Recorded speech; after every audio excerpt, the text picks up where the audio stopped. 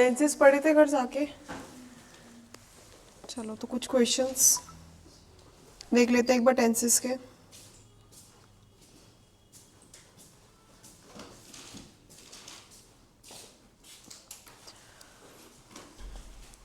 मैं कुछ सेंटेंसेस बोल रही हूँ, कुछ ऑप्शंस दूंगी, उसमें से बताना है कौन सा करेक्ट वन है। टेंसेस पढ़े होंगे तो क्वेश्चंस हो जाएंगे सॉल्व, ठीक है। He dash me for the last few months that he is living India very soon. Told, has been, telling, has been told. He dash me for the last few months that he is leaving India very soon.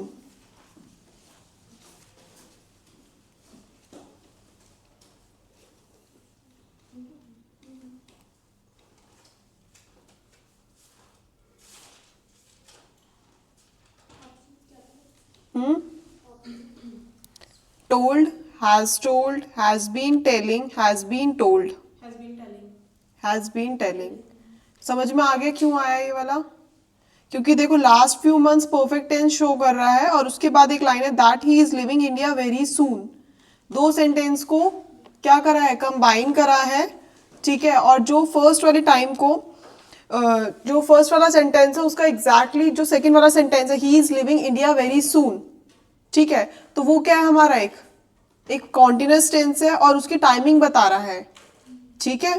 तो ये present perfect continuous tense आ गया। The telephone dash several times before I answered it.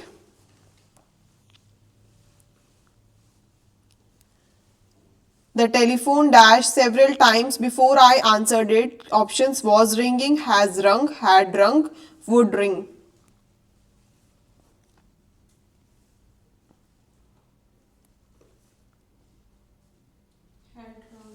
Had rung. मेरे answer करने से पहले phone कई बार बज चुका है। तो मेरे आंसर करने से पहले टाइम आ गया, तो टाइम किस में आता है, परफेक्ट में ही आता है, ठीक है। He passed the examination in the first class because he worked hardly for it,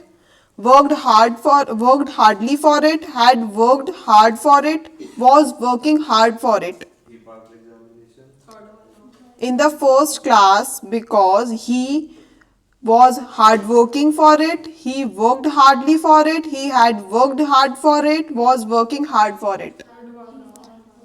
present perfect में आ गया, सॉरी पास्ट परफेक्ट में आ गया। पास्ट परफेक्ट में इसलिए क्योंकि वो एग्जामिनेशन अच्छे नंबर से पास इसलिए कर पाया क्योंकि उसने मेहनत करी है, ठीक है। क्योंकि पहले वाला दूसरे वाला हो गया कॉज की मेहनत करी है, फर्स्ट वाला हो गया इफेक्ट जो हमने रीजनिंग में पढ़ा था। नेक्स्ट, हाँ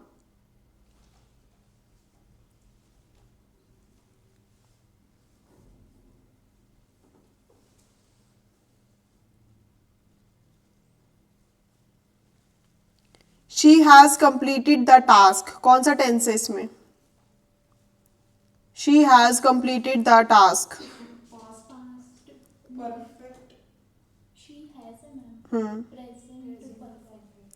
present perfect, has have present perfect में आता है और completed has have plus verb की थर्ड फॉर्म, ठीक है। नेक्स्ट है he has been playing cricket, कौन सा टेंस है? Past participle of fall, past participle हमने पढ़ा था, कौन सी फॉर्म थी, कौन सी देखो,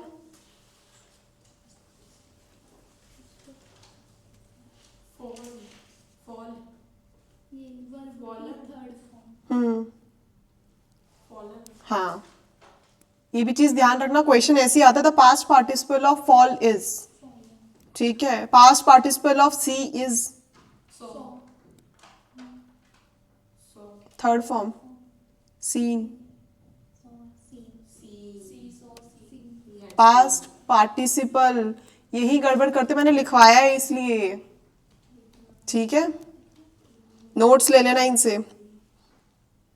आई haven't seen you dash a week, with in, since, for या from?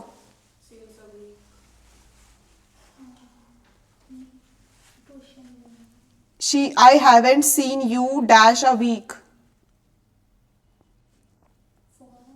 For a week. Since particular point of time के लिए यूज होता है, जब हम particularly point of time में, मैंने जिसमें I haven't seen you since last Monday, अगर मैं बोलूँ last Monday point of time है तो वहां पे हम since यूज करेंगे, और जहां पे हमें period of time दे दिया जाए वहां पर हम for यूज करेंगे. मैंने कल लिखवाया है नोट्स में, तभी मैंने कहा था नोट्स पढ़कर आना.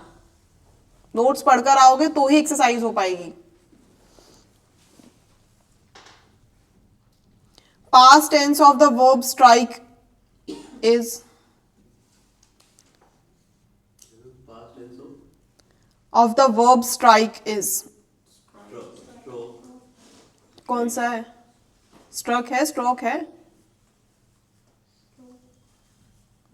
पास्ट टेंस में कौन सी फॉर्म लगेगी? और स्ट्रोक कौन सी फॉर्म में? यहाँ पास्ट टेंस पूछे, past participle, struck. Past tense पूछा है तो सेकंड फॉर्म, पास्ट पार्टिसिपल पूछा है तो third form.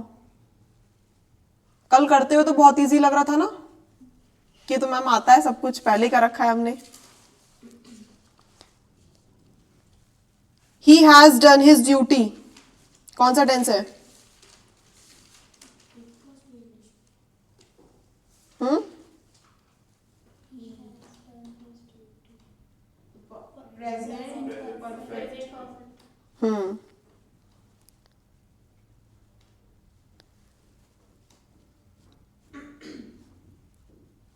I dash my camera in सूरत. बस ध्यान से सुनो, लिखो मत, लिखने में टाइम वेस्ट मत करो, सिर्फ सुनो.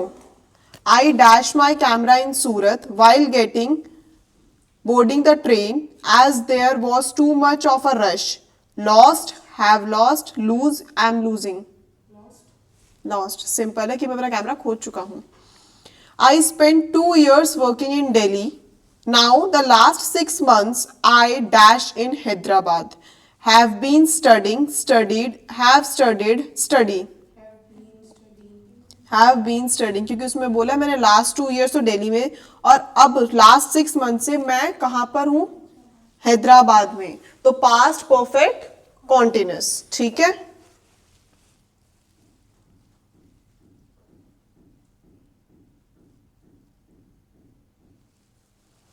Dash for 9 hours. Now he arrived at 7 a.m. at it's 4 p.m. now. Dash for 9 hours now. He arrived at 7 a.m. and it's 4 p.m. now. Rajiv waits. Rajiv has been waiting. Rajiv has waiting. Rajiv waited.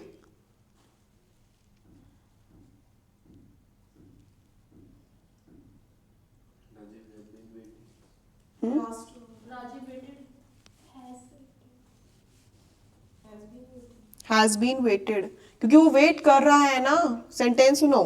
Dash for 9 hours now मतलब 9 घंटे से अभी तक wait कर रहा है. तो 9 घंटे मतलब परफेक्ट हो गया, टाइम दे दिया, एग्जैक्ट टाइम शो कर दी, परफेक्ट में. अगर अभी तक वेट कर ही रहा है तो कॉन्टिन्यूस आएगा.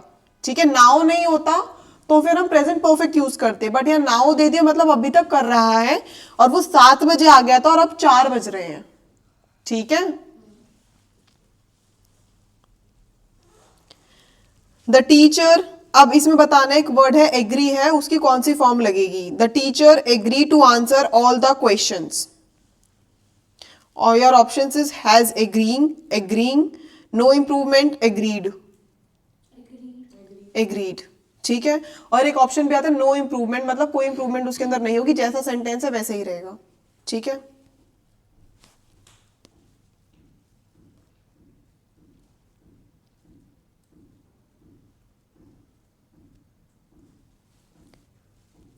He dashed her for a long time before he finally married her.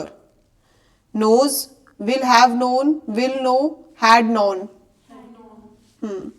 Present, oh sorry, past, perfect. Clear? She have been running since a while. ये एक सेंटेंस है जिसके अंदर have been running since, ये underline है, इसकी जगह कौन सा करेक्ट ऑप्शन है?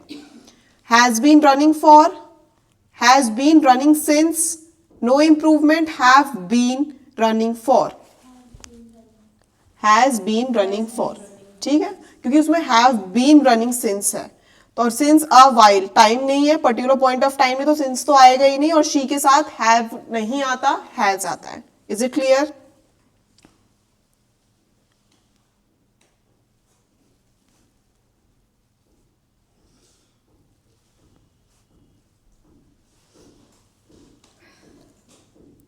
I trust that you will dash your promise. Agree, keep, let, retain. इसका भी ध्यान रखना, ऐसे भी सेंटेंस आएंगे जिसमें कोई verb मतलब फॉर्म्स का यूज नहीं होगा, बट सिंपल आपको सेंटेंस मतलब मीनिंग के साथ जो भी वर्ड होगा जो उसके साथ, क्योंकि ऐसे होता है चारों सिनोनिम्स दे देते हैं, बट सिनोनिम्स में से हमें ये देखना है कि सेंटेंस के अंदर फिट कौन सा हो रहा है। सबके मीनिंग एक ही होंगे बट फिट कौन सा हो रहा है हमें ये भी देखना है, ठीक है। I could not open the lock because I dashed the key. Lost, lose, losing, had lost. Had lost. मैं लॉक नहीं खोल पा रहा क्योंकि मैंने चाबी खो दी है। मैम इसमें could word यूज हुआ इसीलिए हमने head लगाया। हाँ, वो पास्ट में ही बोल रहा है ना कि मैंने कोशिश करी लॉक खोलने की, पर खुल ही नहीं पा रहा है। क्यों? क्योंकि मैंने चाबी खो दी है। अभी नहीं खोई है, खो चुकी है चाबी, और चाबी खोलने के बाद मैंने लॉक खोलने की ट्राई करी है। इस चीज का भी ध्यान रखना, उसका मीनिंग बनाना क्या कह रहा है वो। हाँ, past perfect. We dash tennis yesterday if it had not rained.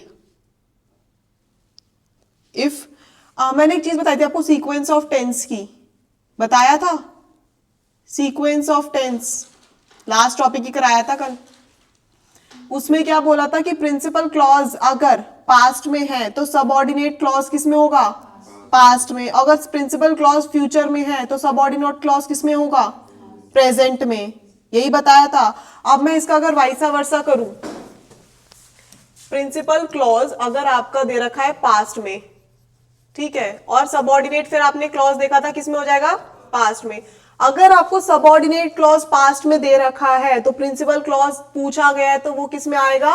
Past में। जैसे अभी एक सेंटेंस हमने पढ़ा था वुड वाला, जिसमें हमने प्रेजेंट जो प्रिंसिपल क्लॉज था वो हमें पास्ट में दे रखा था, और उसके बाद हमारा जो सबऑर्डिनेट क्लॉज था, तो पीछे वाला सेंटेंस था जो हमें फिल करना था, वो किस में आ रहा था?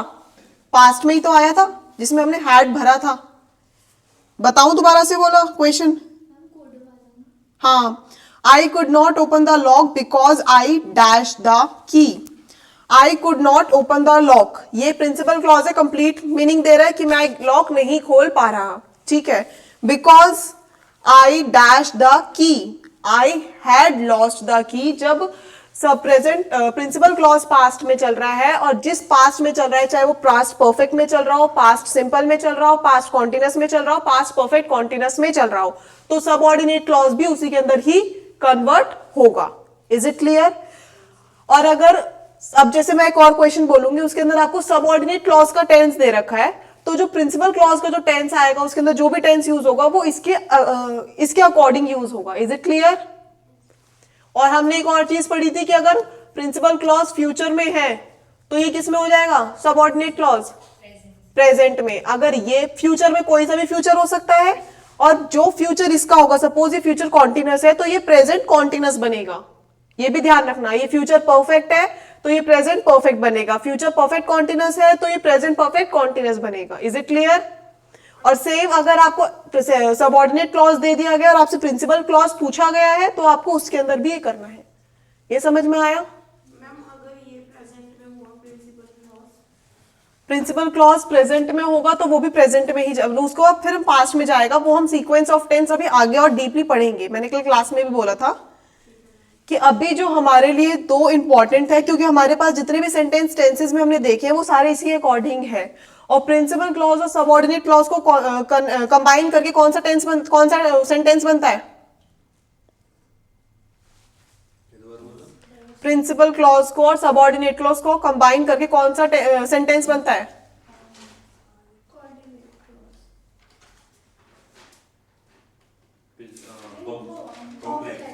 Complex sentence. बताया था ना कि प्रिंसिपल क्लॉज और सबऑर्डिनेट क्लॉज को कंबाइन करोगे तो एक कॉम्प्लेक्स सेंटेंस बनेगा, जैसे I could not open the lock because I dash the key. ठीक है, लेकिन ये कौन से दोनों प्रिंसिपल क्लॉज है? I lost the key, I had lost the key, दोनों फुल है। कॉम्प्लेक्स सेंटेंस कौन सा होगा?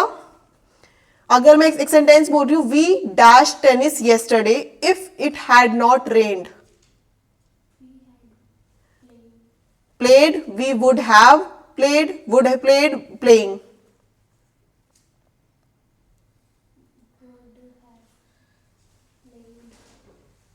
Would have played, मतलब जब का ये वाला टेंस, अब आप में इस वाले टेंस में देखो, आपका ये वाला पास्ट में दे रखा है, सबऑर्डिनेट क्लॉज कौन सा दे रखा है? पास्ट में दे रखा है। तो जब ये पास्ट में दे रखा है तो फिर ये वाला प्रिंसिपल क्लॉज आपका प्रेजेंट में होगा। अब हम सीक्वेंस ऑफ टेंस पूरा पढ़ेंगे, उसके अंदर हम कंप्लीट सेंटेंस देखेंगे। ठीक है, ये चीज समझ में आ गई है?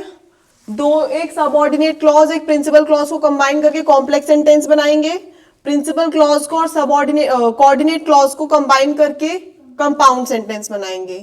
ठीक है, जिसको कंबाइन किससे करेंगे? कंजक्शन के थ्रू। जैसे हमने एक सेंटेंस पढ़ा, I could not open the lock, ये कंप्लीट सेंटेंस है जो अपने आप में कंप्लीट मीनिंग दे रहा है। बिकॉज एक कंजक्शन हो गई। ठीक है, I had lost the key.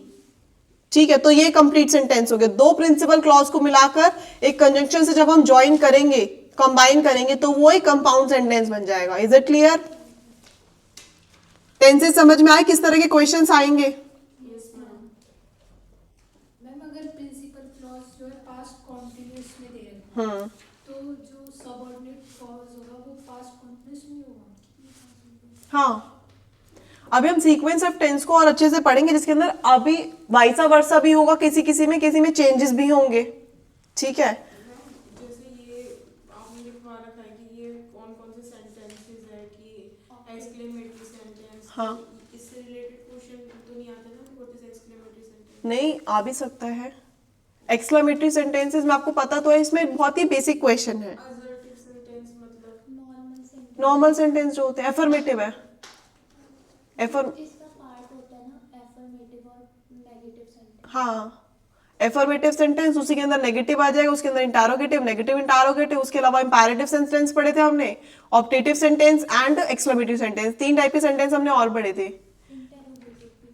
हाँ, इंटरोगेटिव भी पढ़ा था, जिसमें WH फैमिली के बारे में हमने बात करी थी। हमें तो 6th 7th क्लास में पढ़ते थे। हाँ, बीबीसी की बुक में। हाँ, प्रैक्टिस आप लोग, आपके पास बीबीसी अगर रखी है अभी तक तो उसमें से प्रैक्टिस कर सकते हो कि क्वेश्चन सेम ही रहते हैं, बस थोड़ा सा वो रहता है, जैसे कुछ चीजें ऐड ऑन होती है जो आपने क्लॉजेस नहीं पढ़े होंगे उस टाइम पे। ठीक है, आपने वो नहीं, पार्टिसिपल नहीं पढ़ा होगा, पार्टिसिपल फॉर्म क्या होती है, सीक्वेंस ऑफ टेंस आपने नहीं पढ़े, कॉम्प्लेक्स सेंटेंस आपने नहीं पढ़े, कंपाउंड सेंटेंस आपने नहीं पढ़े हैं। ठीक है, वो क्लासेस के अकॉर्डिंग ही तो है। और क्या था हमारा आगे? और कोई एक्स्ट्रा पढ़ा था हमने? एडवर्बियल्स, कॉम्प्लीमेंट्स आपने नहीं पढ़े हैं।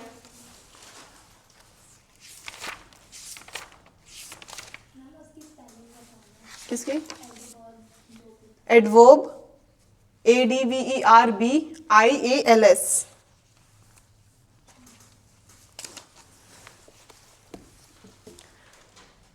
ये समझ में आ गया? टेंसेस कंप्लीट एक्सरसाइज के साथ समझ में आया? ठीक है, किस तरह के क्वेश्चंस आएंगे। और बाकी प्रैक्टिस आप लोगों के पास अगर बीबीसी है, आपने बहन भाई की बीबीसी है, तो उसमें से प्रैक्टिस कर लो। जितने क्वेश्चंस प्रैक्टिस करोगे उतना आपके लिए बेनिफिशियल रहेगा। ठीक है, नेक्स्ट चैप्टर हमारे पास passive voice, active and passive voice.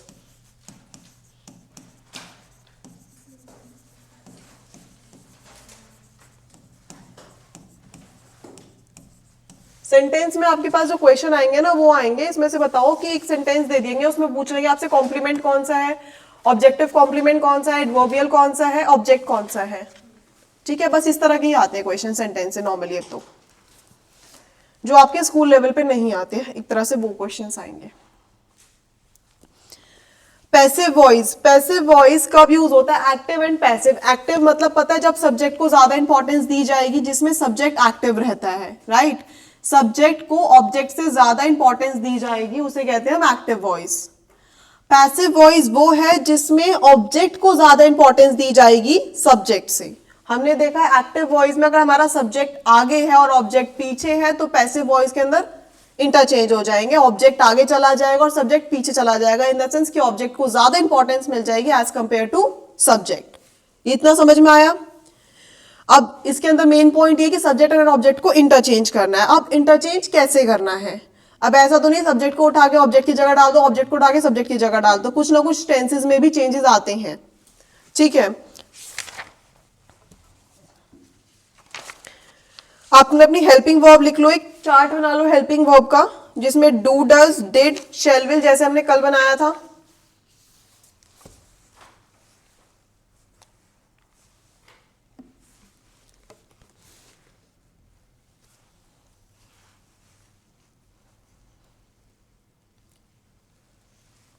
तीन जैसे इवन लाइंस का चार्ट नहीं बनाया था हमने। अपनी सारी हेल्पिंग वर्ब्स लिख लो ना, जो जो है आपके पास, वर्ब की फॉर्म को हटा के only helping verb.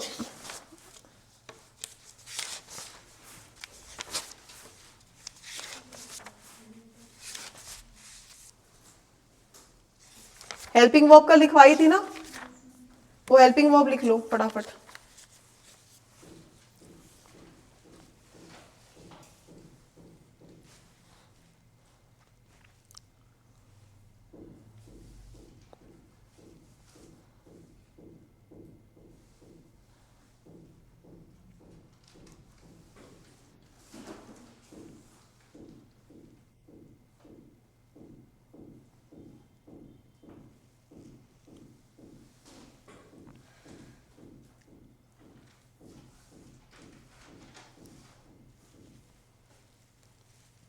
Do does verb की second form did, do does, did और will shell.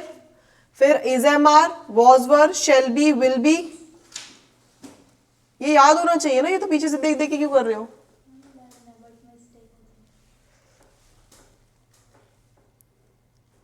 Is am are, was were, shall be, will be, has, have, had, shall have, will have, has been, have been, had been, shall have been, will have been.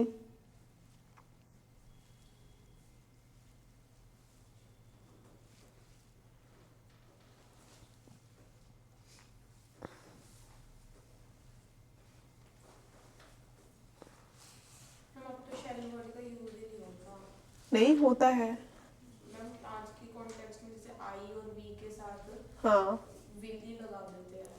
Will he लगा देते हैं, but शैल और will का मैंने कल difference भी बताया था। शैल और विल का डिफरेंस ये था कि विल जो हम कोई चीज डिटरमाइन कर लेते कि हमें ये काम करना ही करना है, तो हम वहां यूज करते हैं। शैल जो है, जो हमें कंफर्म है कि हमें एग्जाम देना है, वो तो देना ही है ना, उसके अंदर कोई चेंजेस तो करना ही नहीं है, ठीक है। हाँ, तो शेल को हम विल में भी कन्वर्ट कर सकते हैं, विल को शेल में भी कन्वर्ट कर सकते हैं। इस वजह से हम शेल का यूज अब कम करने लगे हैं, क्योंकि दोनों एक दूसरे पे कन्वर्ट कर सकते हैं हम लोग, ठीक है। और कुछ ना कुछ कुछ सेंटेंस हमें ऐसे देखने को मिलेंगे जहां हमें शेल यूज करना पड़ेगा। हाँ, डिटरमाइन कर रहे हैं जहां पे हम श्योर है इस चीज के लिए, सर्टेनिटी है उस चीज की, तो वहां पे हम विल यूज करेंगे। लेकिन हम शेल भी यूज करते हैं। ये हो गया। सब्जेक्ट को आपको पता है आई का ऑब्जेक्ट में हो जाएगा मी, लिख लो एक जगह साइड में बॉक्स बना के। सब्जेक्ट अगर आई है तो ऑब्जेक्ट में जाके वो मी हो जाएगा। वी का अस, यू का यू, ही का हिम, शी का हर, सीता का नाम जो रहेगा वो तो नाम ही रहेगा, ठीक है। Is it clear? ठीक है। अब इसके आई का मी, वी का अस, यू का यू, ही का हिम, शी का हर, और जो नाम रहेगा वो तो सेम ही रहेगा, ठीक है। अब इसके अंदर जो आपने हेल्पिंग वर्ब लिखी है, इन सब के अंदर मेन वर्ब कौन सी रहेंगी? वर्ब की थर्ड फॉर्म, ठीक है। वर्ब की थर्ड फॉर्म चेंज नहीं होगी, चाहे वो कोई सा भी टेंस हो। आपको जब एक्टिव से पैसिव के अंदर कन्वर्ट करना है तो वर्ब की थर्ड फॉर्म सबके साथ रहेगी। तो suitable helping verb is used, जो क्या है वर्ब की थर्ड फॉर्म है, ठीक है। ऑलवेज, ये लाइन लिख लो, always use third form of the verb in passive voice. And by is used before new object, जब ऑब्जेक्ट से पहले हम क्या लगाएंगे? बाय, ठीक है।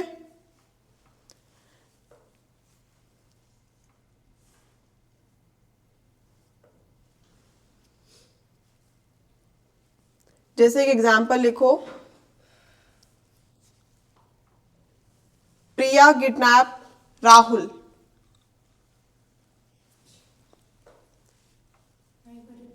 प्रिया किडनैप राहुल।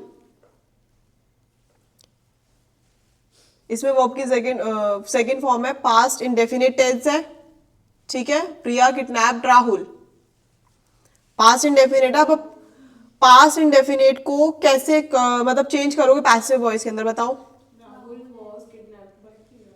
हाँ, राहुल वॉज किडनैप्ड बाय प्रिया। अब इसके अंदर पास्ट, सिंपल पास्ट को हमने पास्ट कॉन्टिन्यूस में चेंज कर दिया है, बट वर्ब की थर्ड फॉर्म तो सेम ही रहेगी। Is it clear? ये चीज समझ में आ गई। Past continuous, sorry past indefinite tense किस में चेंज हो जाएगा, पास्ट कॉन्टिन्यूस में, ठीक है। अभी मैं कंप्लीट लिखवाऊंगी कौन से टेंस और कौन से टेंस किस में चेंज होते हैं, क्लियर। अब कॉन्टिन्यूस टेंस के अंदर ना एक्सेप्शनल केसेस हैं। देखो ये है कि मैंने आपको लिखवाया पास्ट मतलब इंडेफिनिट टेंस, फिर कॉन्टिन्यूस, फिर परफेक्ट, फिर present perfect continuous, perfect continuous ऐसे लिखवाया। तो हम देखें तो इंडेफिनिट टेंस जो है वो कॉन्टिन्यूस में चेंज हो रहे हैं, बट कॉन्टिन्यूस टेंस जो है वो परफेक्ट में चेंज नहीं होंगे। क्यों नहीं होंगे? क्यों वो उसके अंदर चेंज नहीं होंगे, उनके अंदर एक्सेप्शनल केसेस है, वो अपने आप में ही चेंज हो जाएंगे। जैसे अभी तक हमने पढ़ा ये प्रेजेंट, वो indefinite, continuous, perfect and perfect continuous, ये वाला इसके अंदर चेंज हो रहा है, ठीक है। बट ये वाला इसके अंदर चेंज नहीं हो रहा क्योंकि ये एक्सेप्शनल केस है। कॉन्टिन्यूस वाला, कॉन्टिन्यूस वाला क्या है, एक्सेप्शनल केस है। क्यों? क्योंकि उसके अंदर जो, जैसे अगर मैं एक एग्जांपल देती हूँ, he is writing a letter, तो मैं इसको जो चेंज करूंगी ना, उसके अंदर उसकी फॉर्म के साथ मतलब इज एम आर के साथ बीइंग लगा दूंगी जब पैसिव में चेंज करूंगी, ठीक है। A letter is being written by her, third form तो लगनी है। देखो ही का हर बन गया, सॉरी हिम, ही का हिम बन गया, ठीक है। अ लेटर आगे आ जाएगा, इज इजी रहेगा। पैसिव में जाएगा तो इसके साथ बीइंग लग जाएगा, इज हो, एम हो, आर हो, कुछ भी उसके साथ क्या लग जाएगा, being. A letter is being, writing का third form written, written by, object से पहले बाय लगाएंगे एंड देन हर, ही का, सॉरी हिम, क्लियर? हाँ, मैम जैसे हमने ये हम्म, Rahul was kidnapped by Priya. Ma'am ये कॉन्टिन्यूस में तो नहीं हुआ। इंडेफिनिट टेंस है ना, एक्टिव वॉइस ही इंडेफिनिट है, समझे। अगर एक्टिव इंडेफिनिट है तो हम उसको कॉन्टिन्यूस में चेंज कर सकते हैं, बट अगर एक्टिव ही कॉन्टिन्यूस में है तो उसको हम परफेक्ट में चेंज नहीं करेंगे।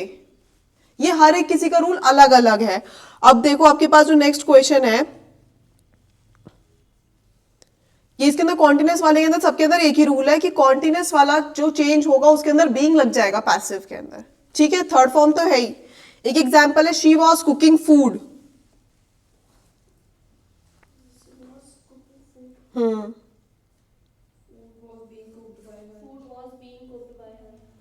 Food was being cooked bye हर, ठीक है।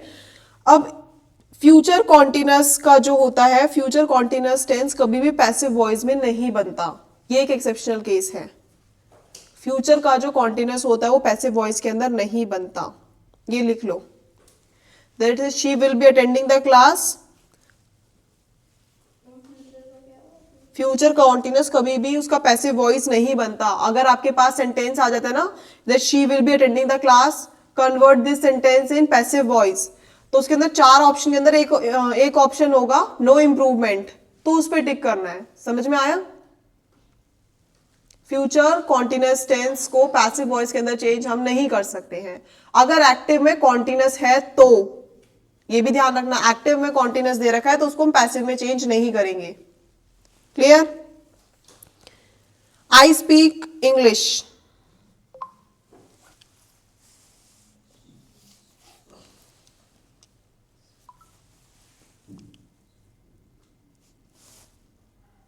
आई speak English,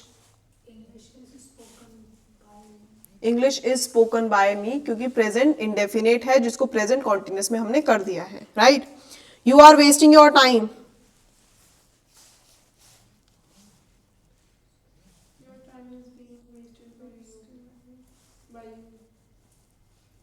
Your time is being wasted by your time is being wasting, your time, you are wasting your time, your time is being wasted by you, ठीक है। She has completed graduation,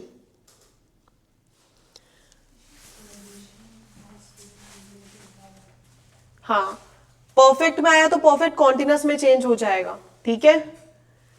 perfect में आया तो indefinite में active voice है तो continuous में आ जाएगा, कॉन्टिन्यूस में एक्टिव है तो उसी के अंदर बीइंग लग जाएगा, और अगर प्रेजेंट परफेक्ट में आया है एक्टिव वॉइस तो परफेक्ट कॉन्टिन्यूस में वो चेंज हो जाएगा, ठीक है।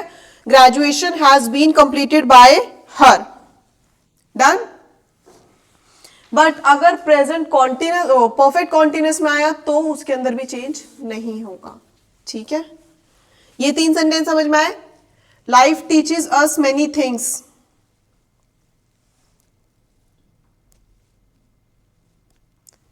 Life teaches us many thing,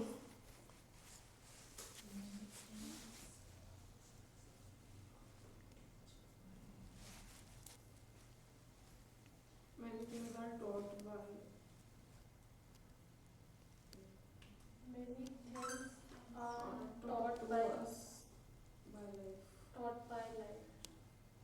taught to us by life. Many things मतलब पैसिव वॉइस के अंदर ये नहीं कि सब कुछ ऊपर नीचे कर देना, मीनिंग्स भी देखना है उसका बन रहा है नहीं बन रहा है। Many things are taught to us by life. इसका एक और सेंटेंस ही बन सकता है, we are taught many things by life, ठीक है। अस का वी हो गया, आर, टॉट, टीच का टॉट, मेनी थिंग्स, क्योंकि many things is not an object, ठीक है। एक ऑब्जेक्ट तो है बट वो ऑब्जेक्ट एक ऐसा ऑब्जेक्ट नहीं है जिसके साथ वो मीनिंगफुल ऑब्जेक्ट नहीं है। मेनी थिंग्स है ठीक है, पर वो सबऑर्डिनेट ऑब्जेक्ट है, राइट। तो हम इसको अगर many things are taught to us by life ऐसे भी कर सकते हैं, we are taught many things by life, ठीक है। You know me, next sentence, you know me,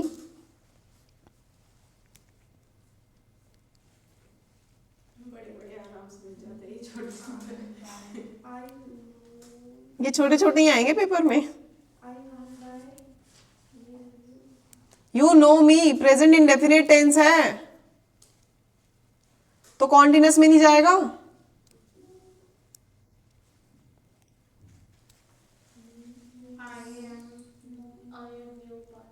non third form बेटा, third form, I am known to you, by नहीं आएगा अब इसके अंदर। सेंटेंसेस यही तो है, पैसिव वॉइस में ऐसा नहीं है जो आप पढ़ते आए हो स्कूल में वही है, कुछ एडिशनल भी तो मिलेगा ना। जब जो क्लास हर बच्चा वरना एग्जाम क्लियर कर लेगा कि जो स्कूल में पढ़कर आया, क्योंकि नो क्या है आपकी, नो के अंदर हमने देखा था, हमने कल एग्जाम्पल देखा था कि जो नो वाला वर्ड आएगा उसको किसी फॉर्म में हम चेंज नहीं कर सकते। आई एम नोइंग यू, याद है टेंसेस हमने जब पढ़े थे, कल हमने एक सेंटेंस पढ़ा था ना कि आई नो यू, उसको हम प्रेजेंट इंडेफिनिट में ही रखेंगे। उसको I am knowing you, I was knowing you, जानता तो है ही पहले से ही, है ना। तो नो क्या है, हमारी फर्स्ट फॉर्म है जिसको हम किसी और फॉर्म के अंदर चेंज नहीं करेंगे, तो इसलिए यहां पे हमने टू लगाया है, ठीक है। The police arrested the thief,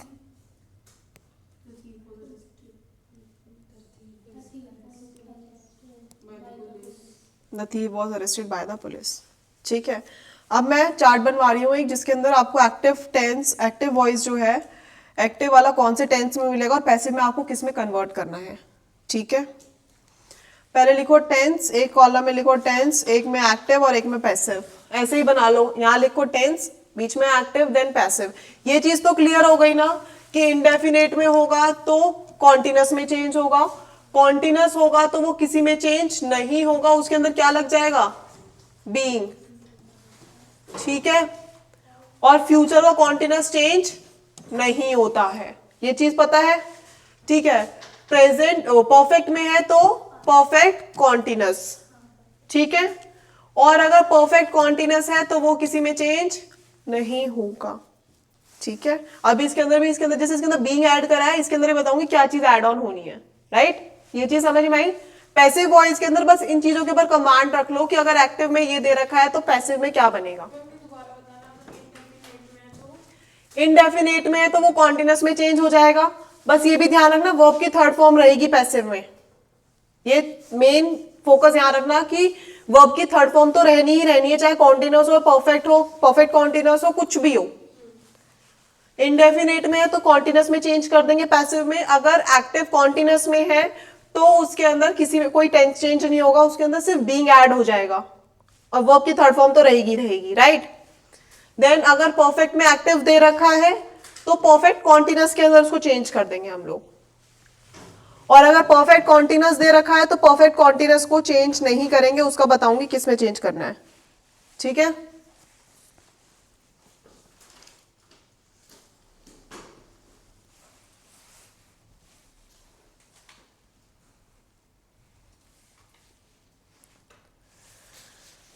पहला टेंस लिखो प्रेजेंट इंडेफिनिट।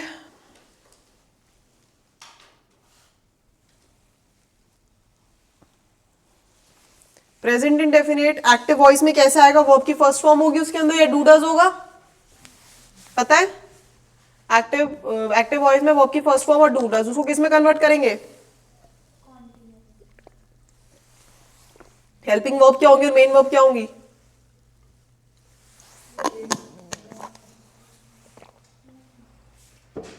अभी क्या बताया है?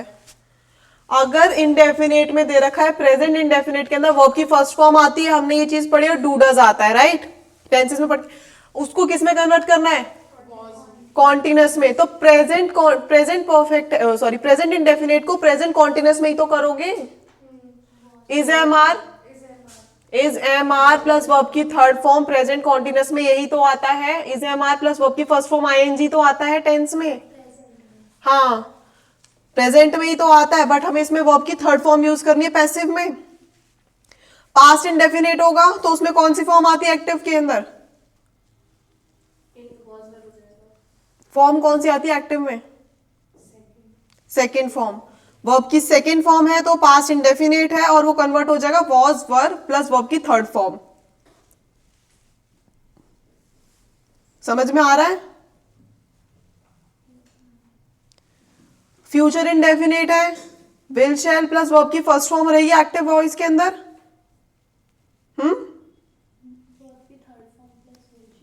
Will be shall B continuous के अंदर हमने देखा है ना, will be shall be.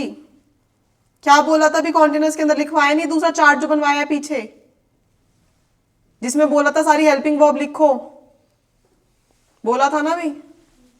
Will be shall be plus verb की third form, done. Present continuous is am are plus verb की फर्स्ट फॉर्म आईएनजी एक्टिव में रहेगी, और पैसिव में कैसी हो जाएगी?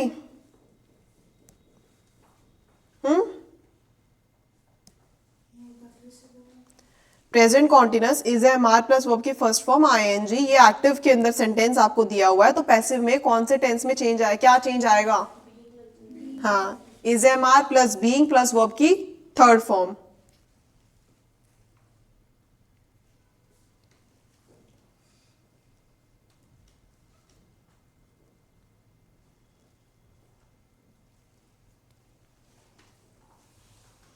डन। पास्ट कॉन्टिन्यूअस में कौन सा लगता है एक्टिव वॉइस के अंदर? पास्ट कॉन्टिन्यूअस का रूल क्या है? Was were plus ING. इतना क्यों सोचना पड़ रहा है? टेंसेस तो बचपन से पढ़ते आ रहे हो,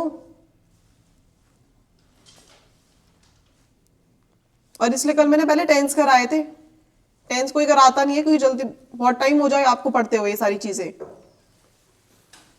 is am are plus verb की फर्स्ट फॉर्म आईएनजी, और पैसिव में क्या बन जाएगा?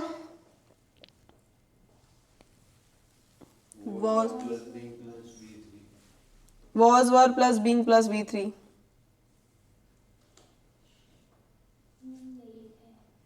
फ्यूचर कॉन्टिन्यूअस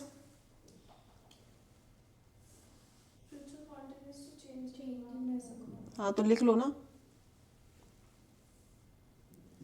फ्यूचर कॉन्टिन्यूअस में एक्टिव में कैसे रूल हो, क्या रूल होता है वैसे?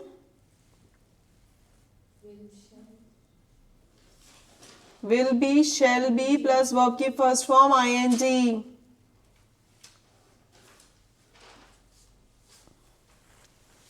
अगर इन रूल्स के ऊपर कमांड नहीं हुई ना तो इंग्लिश नहीं हो पाएगी। मैं बहुत सिंपल तरीके से और एक बार में लिखवा रही हूँ सारे के सारे, ताकि कमांड बैठ जाए माइंड में, बिठा लो इन मैप्स को। फ्यूचर कॉन्टिन्यूअस चेंज नहीं होता। अब प्रेजेंट परफेक्ट पे आ जाओ। हैज हैव प्लस वर्ब की थर्ड फॉर्म प्रेजेंट में रहती है, एक्टिव में। पैसिव में कैसी बन जाएगी?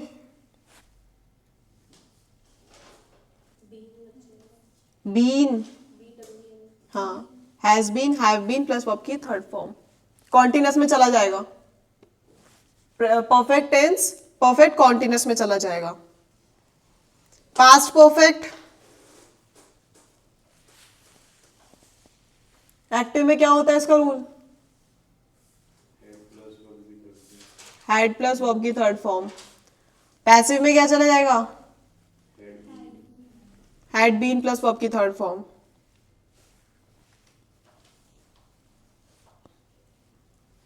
Future perfect, future perfect shall have, will have plus verb की third form. shall have, will have plus verb की थर्ड फॉर्म एक्टिव में। पैसिव में will have been, shall have been plus verb की third form. और जो present वो perfect continuous होता है वो किसी में चेंज नहीं होता है। डन। बस इतना ही है इसके अंदर।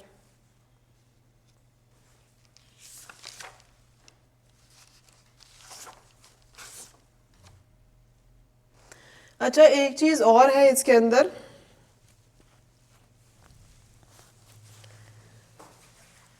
जो जैसे कुछ सेंटेंस ऐसे होते हैं एक्टिव वॉइस के अंदर आपको कंप्लीट सेंटेंस दे दिया जाता है, और पैसिव वॉइस के अंदर ना जब आपको कन्वर्ट करने के लिए बोला जाता है तो उसके अंदर ना ऑब्जेक्ट या तो मिसिंग होता है या सब्जेक्ट मिसिंग होता है। वो क्यों होता है ऑप्शंस के अंदर? कि आपका सेंटेंस जो है विदाउट यूजिंग द ऑब्जेक्ट और विदाउट यूजिंग द सब्जेक्ट वो कंप्लीट सेंटेंस बन जाता है। ठीक है, ये चीज समझ में आई मैं क्या बोल रही हूँ? जैसे आपको एक एग्जांपल देती हूँ, people speak Hindi in Delhi, active voice है। People speak Hindi in Delhi, कौन सा टेंस है इसके अंदर? प्रेजेंट। कौन सा? Present indefinite. इसको कन्वर्ट करो पैसिव में। इतना तो बोल के ही कर सकते हो, people speak Hindi in Delhi.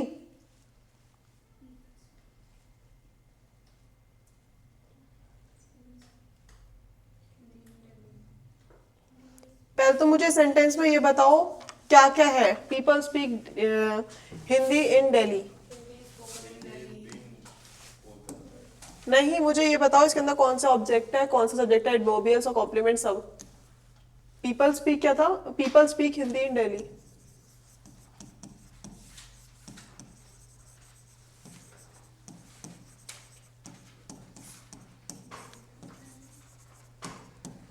इसमें बताओ subject, object, adverbial, complement, verb सब बताओ।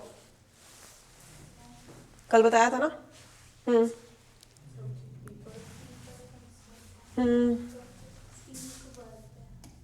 स्पीक वर्ब है।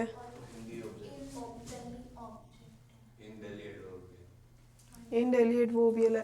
पीपल स्पीक व्हाट, जो व्हाट का आंसर कर रहा है वो है ऑब्जेक्ट, और वेयर का आंसर कर रहा है adverbial. People speak Hindi where, adverbial. बताया था ना, ये सबसे बड़ी गलती कर रहे हो। अब तुम क्या हिंदी में अब कैसे कन्वर्ट करोगे? इन दिल्ली, इन दिल्ली आगे बनाओ। दिल्ली के साथ क्या लगाओगे? इज एम आर क्या लगाओगे? Delhi is spoken Hindi by people, ये सेंटेंस बनाओगे। सेंटेंस क्यों सिखाए थे? सब्जेक्ट और ऑब्जेक्ट आगे जाएगा ना, तो आप एडवर्बियल कैसे लेके जाओगे आगे? बताओ। तो जब पता होगी तभी तो नहीं लेके जाओगे ना, आपने तो ऑब्जेक्ट ही बना दिया ना दिल्ली को। तो सेंटेंस इसलिए ही सिखाए थे क्योंकि ऐसे सेंटेंस भी आएंगे, सिंपल सेंटेंस नहीं मिलेंगे जिसमें लास्ट में सीधा ऑब्जेक्ट ही दे दिया जाएगा, किसी में कॉम्प्लीमेंट दे दिया जाएगा, हर उसमें अलग अलग दे दिए जाएंगे। फिर कैसे करोगे क्वेश्चंस? इसलिए बोला था पढ़कर आना। और एक चैप्टर जो पढ़ लिया इसका मतलब ये नहीं वो वहीं खत्म हो गया। नेक्स्ट चैप्टर पढ़ने के लिए पहले वाला चैप्टर अच्छे से याद होना चाहिए, पता होना चाहिए क्या है उसके अंदर। हिंदी ऑब्जेक्ट है, इज आ जाएगा, हिंदी सिंगुलर है, Hindi is spoken by Delhi peoples या by people in Delhi, by people in Delhi. ठीक है, अब मैं इसमें से सब्जेक्ट गायब कर दूं, एक तो मेरा ये बन जाएगा Hindi is spoken bye people in Delhi.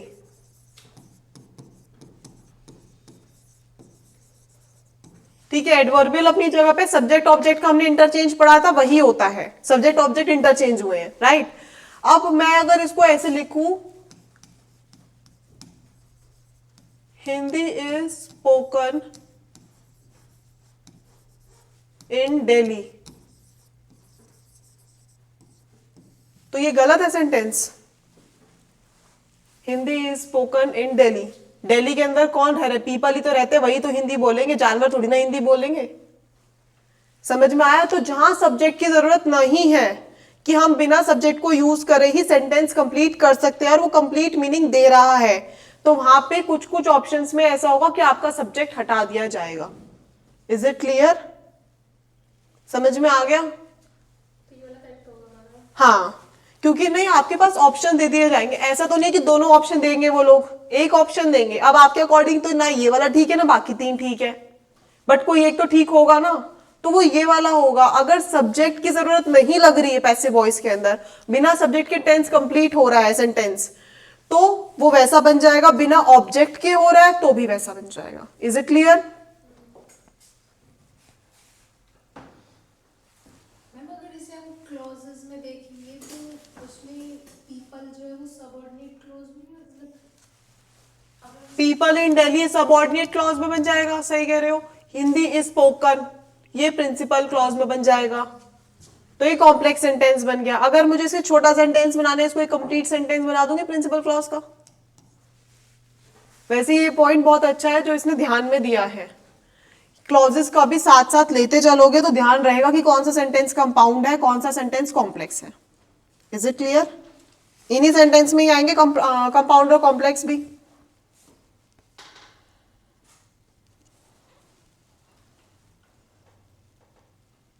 अब एक्सरसाइज करते हैं इसकी।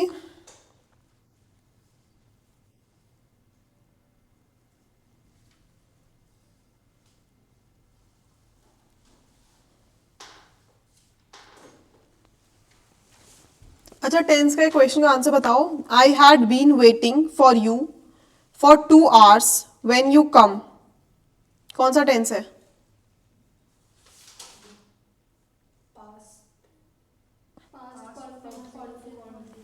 रूल्स मत देखो, बार बार रूल्स ऐसे ही ध्यान आएंगे, माइंड में वो चीज दोबारा चलेगी ना जब तुम्हें, तुम्हारे तो वो एक मैप बन जाएगा। We shall have been playing for 3 hours when you get there. Nowadays, my friend dash for Germany has been working, had worked or is working. Nowadays, my friend has been working. काम करता हुआ आ रहा है ना?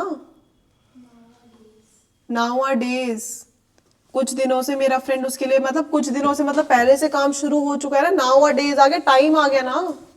जहाँ time आ जाए तो perfect तो आएगा ही आएगा, बताया था ना।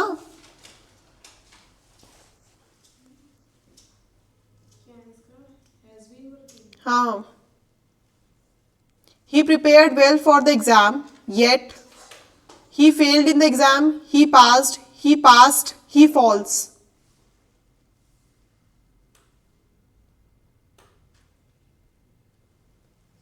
He prepared well for the exam, yet he failed in the exam. He passed, फिर he passed है, फिर he falls है। He failed in the exam, कौन सा सेंटेंस है वैसे? हाँ, he prepared well for the exam, yet he failed in the exam. He he pass और he falls, he failed in the exam. कौन सा सेंटेंस है पहले तो ये बताओ, कॉम्प्लेक्स है कंपाउंड है?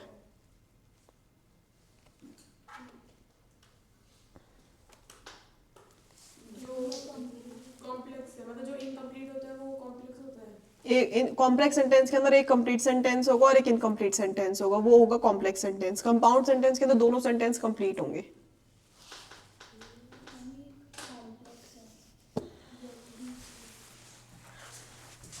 कंप्लीट ही है दोनों सेंटेंस तो इसमें।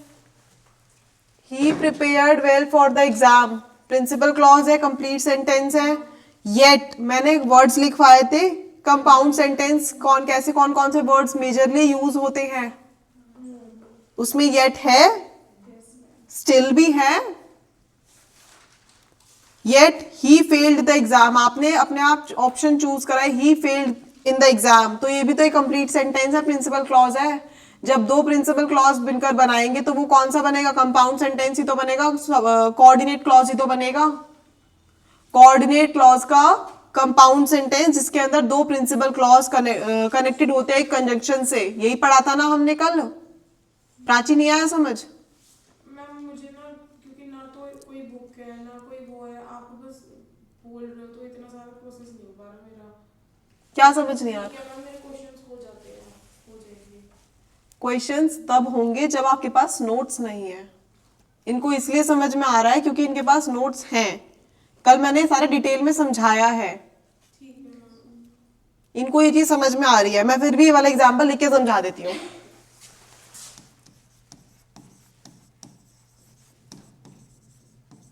He prepared in the exam, yet he failed. He prepared for the exam, yet he failed in the exam.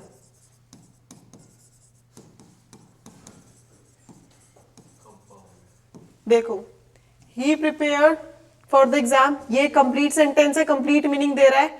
जो सेंटेंस है कंप्लीट मीनिंग देता है वो कौन सा क्लॉज होता है, प्रिंसिपल क्लॉज। ये चीज हमने कल पढ़ी थी।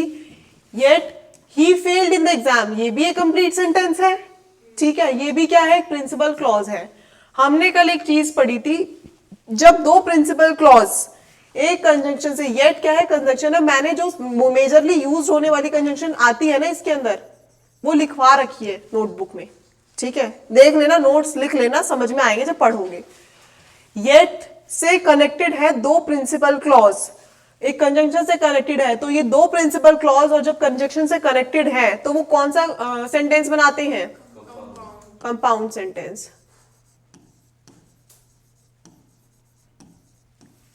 समझ में आया? कल की वीडियोस देख लो पहले, बहुत अच्छा, 2 बार देख लो, 3 बार देख लो, जितनी बार में समझ में आ जाए, और नोट्स सारे बना लो, क्योंकि मैंने कल सारे नोट्स डिक्टेट करे हैं, हो सकता है छूट जाए लिखने में, तो इनसे फोटोज ले लो, ठीक है। नोट्स बनाओगे, पढ़ोगे तो बहुत इजी लगेगा सब कुछ। मैम अगर यहाँ पे सिर्फ ही फेल्ड होता तो ये सबऑर्डिनेट में आ जाता ना, हाँ he failed। हाँ, तो फिर ये कॉम्प्लेक्स हो जाता हाँ, प्रिंसिपल क्लॉज। ऑब्जेक्ट मिसिंग होता ना, ही फेल्ड इन व्हाट, किसमें फेल हुआ है, एग्जाम में फेल हुआ है, लाइफ में फेल हुआ है, किसमें फेल हुआ है, पता नहीं ना कुछ। तो फिर ये अगर वहां पे अगर नेक्स्ट वाला सेंटेंस प्रिंसिपल क्लॉज नहीं होता, सबऑर्डिनेट क्लॉज होता, तो ये दोनों सेंटेंस मिलके कौन सा सेंटेंस बनाते, कॉम्प्लेक्स सेंटेंस, जिसमें एक कंप्लीट मीनिंग देता है और एक कंप्लीट मीनिंग नहीं दे रहा है। वो कंप्लीट मीनिंग तब देगा जब प्रिंसिपल क्लॉज उसके साथ में जुड़ जाएगा। Is it clear?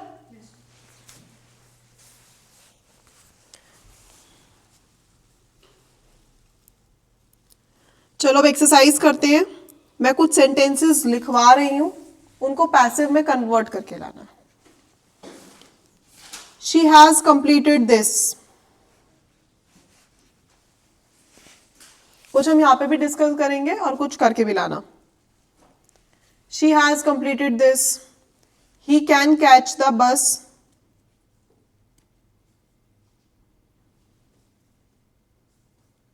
They are playing cricket, थोड़ा जल्दी लिखो।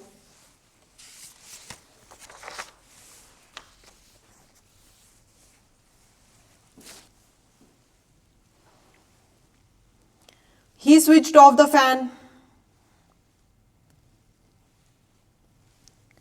She knows me.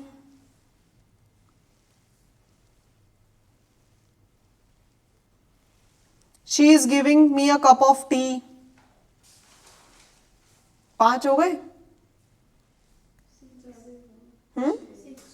6 हो गए, कोई बात नहीं, लिखो ये वाले। ये 6 सेंटेंस तो सिंपल है, ये तो कन्वर्ट कर सकते हो आप। अब आते हैं इंटैरोगेटिव सेंटेंसेस पे। इंटैरोगेटिव क्वेश्चंस, एक्टिव वॉइस आपको इंटैरोगेटिव में दे रखी है और उसके बाद आपको उनको पैसिव वॉइस के अंदर कन्वर्ट करना है। रूल्स तो सेम ही रहेंगे, एक मैं बता देती हूँ, ठीक है, बाकी घर से करना। जैसे आपका फर्स्ट है, do you love your parents. लिखो, एक्टिव वॉइस लिखो इसका। इंटैरोगेटिव डाले ना, interrogative questions of passive voice.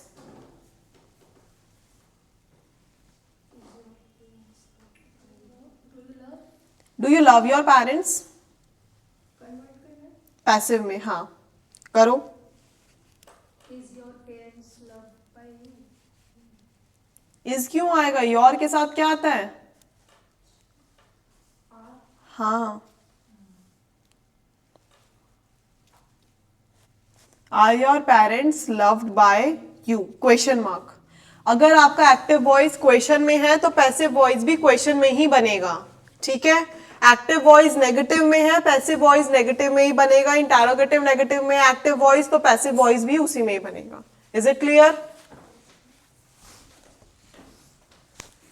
मैं इसके क्वेश्चंस लिखवा रही हूं। What are you doing?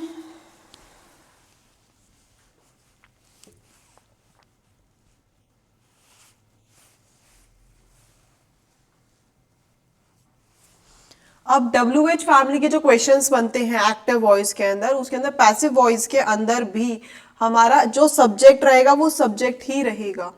Is it clear? जैसे अगर हम कुछ कुछ है जिसके अंदर हम चेंज कर सकते हैं, हु सब्जेक्ट में आ गया तो उसको हुम कर देंगे ऑब्जेक्ट के अंदर, ठीक है।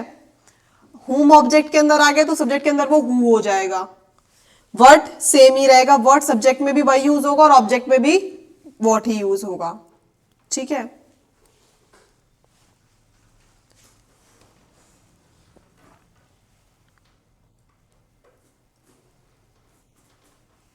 डन। हु का हुम हो जाएगा सब्जेक्ट ऑब्जेक्ट में, वर्ड का वर्ड ही रहेगा, क्वेश्चन है तो क्वेश्चन की फॉर्म में ही आंसर बनेगा, राइट। वो सब कुछ उसी फॉर्म में बनेगा, व्हेन हो, व्हाट हो, वेयर हो, कुछ भी हो उसमें बनेगा। हाउ हो वो भी उसमें बनेगा। Have we done this? Next question, have we done this?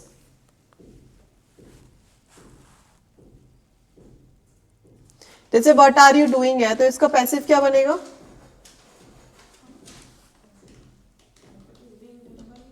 What is being done by you. Clear? क्या बोला था मैंने? Have we done this? When did you do this? When did you do this?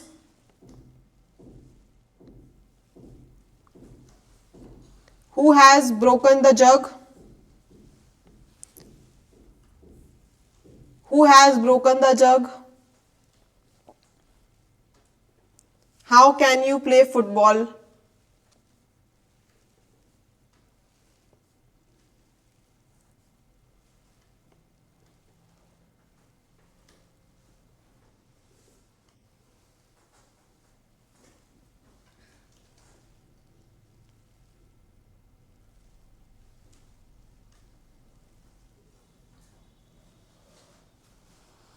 अब एक note डालो। अब इसमें देखो, how can you play football, तो इसमें मॉडल्स आए हैं, है ना। अब इसको कैसे कन्वर्ट करोगे? एक नोट डालो।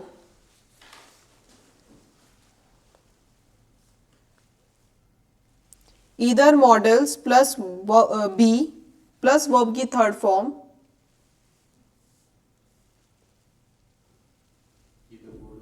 प्लस बी प्लस वर्ब की थर्ड फॉर्म, और either modals plus have plus V3।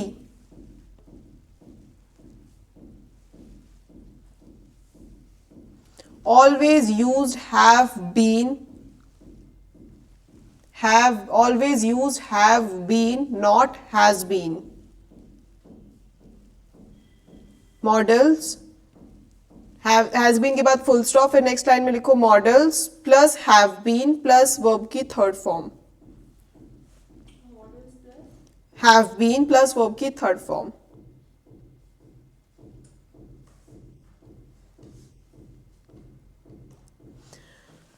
अब इसका मतलब क्या है कि कोई सा भी मॉडल आ जाए, चाहे वो कैन आ जाए, चाहे वो वुड आ जाए, चाहे वो कुड आ जाए, शुड आ जाए, शैल आ जाए, कुछ भी आ जाए, मे आ जाए, माइट आ जाए, वॉट एवर इट, तो उसके साथ अब उसके साथ बी आ जाए या फिर वर्ब की थर्ड फॉर्म आ जाए एक्टिव वॉइस के अंदर, या फिर हैव या फिर वर्ब की थर्ड फॉर्म आ जाए एक्टिव वॉइस के अंदर, तो पैसिव वॉइस के अंदर उसके अंदर उस मॉडल को चेंज नहीं करेंगे. अगर कैन है तो कैन ही रहेगा, शुड है तो शुड ही रहेगा, वुड है तो वुड ही रहेगा, बट हैज बीन नहीं आएगा. उनके साथ क्या आएगा? Have been.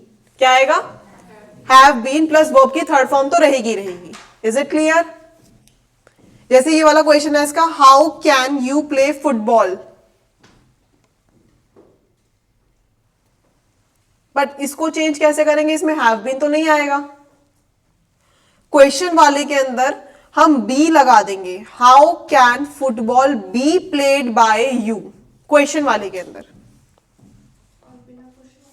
हैव बीन, जैसे he should have prepared breakfast, तो breakfast should have been prepared by him. Clear? How can football be played by you.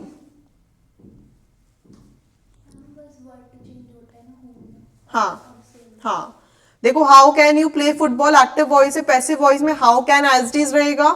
ठीक है, फुटबॉल ऑब्जेक्ट है, आगे सब्जेक्ट में बन जाएगा how can football be, be आ जाएगा वर्ब की थर्ड फॉर्म से पहले, बी प्लेड बाय यू. ये लिख लो कि क्वेश्चन वाले के अंदर मॉडल्स में क्या करना है, हमें वर्ब की थर्ड फॉर्म से पहले बी लगाना है बस.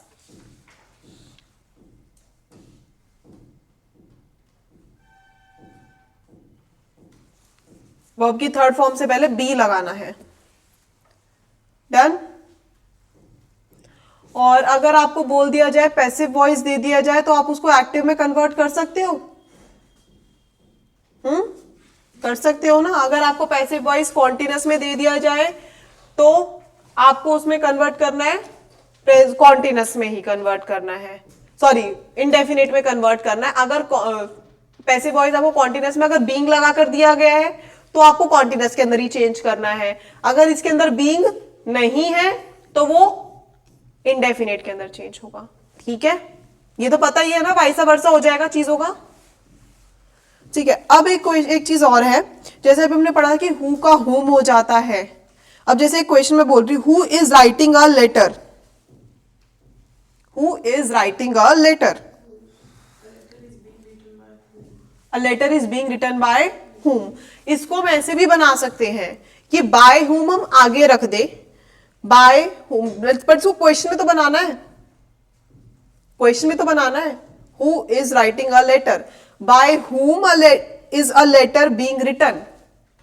ठीक है, by whom क्वेश्चन बनाएंगे ना, by whom is a letter being written. समझ में आ गया कैसे हो रहा है? जो क्वेश्चन में दे रखा है वो क्वेश्चन में ही रहेगा, उसको चेंज नहीं कर सकते हैं. Who is writing a letter, अगर आपको इसमें बोल दिया गया who is writing a letter को सिंपल सेंटेंस के अंदर कन्वर्ट करो, passive simple without question, question नहीं होना चाहिए, तो a letter is being written by whom आ जाएगा. ठीक है, वरना क्वेश्चन में पूछा जाए तो by whom is a letter being written. Clear? हमें एक चीज मेरे को कंफ्यूज कर रही है, जैसे हम एक्टिव पैसिव वॉइस में हम पहले पैसिव को ले आते थे फिर एक्टिव को करते थे, तो इसमें इंटरोगेटिव वाले में कैसे करते हैं? इंटरोगेटिव वाले के अंदर बेटा क्वेश्चंस तो बनेंगे, बस आपकी हेल्पिंग वर्ब ही आगे आ जाएगी. अब अगर वो हेल्पिंग वर्ब नहीं है, सपोज WH फैमिली से शुरू करा हुआ है, तो वो WH फैमिली आगे ही रहेगी. जैसे मैंने बताया सिर्फ हु का हुम हो जाएगा, तो हु का अगर हु सब्जेक्ट में दे रखा है तो बाय हुम बनेगा ऑब्जेक्ट के अंदर, और मुझे क्वेश्चन ही बनाना है तो मैं उस ऑब्जेक्ट को बाय के साथ उठा के आगे लेकर आऊंगी. समझ में आया या नहीं? क्वेश्चन का आंसर क्वेश्चन से ही आएगा, नेगेटिव का आंसर नेगेटिव से ही आएगा, नेगेटिव इंटरोगेटिव का आंसर नेगेटिव इंटरोगेटिव से ही आएगा, जब तक अनटिल अनलेस आपको बोला ना जाए क्वेश्चन के अंदर कि आपको एक्टिव वॉइस जो है क्वेश्चन फॉर्म में दे रखा है, आपको पैसिव वॉइस के अंदर सिंपल एफर्मेटिव सेंटेंस बनाना है। ठीक है, डन, समझ में आया इतना? हमने इंपैरेटिव सेंटेंस के अंदर कर एक चीज पढ़ी थी,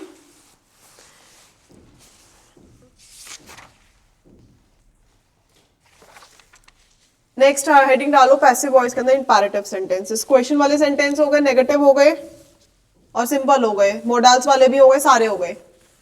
अब इंपैरेटिव सेंटेंस डालो पैसिव वॉइस के अंदर।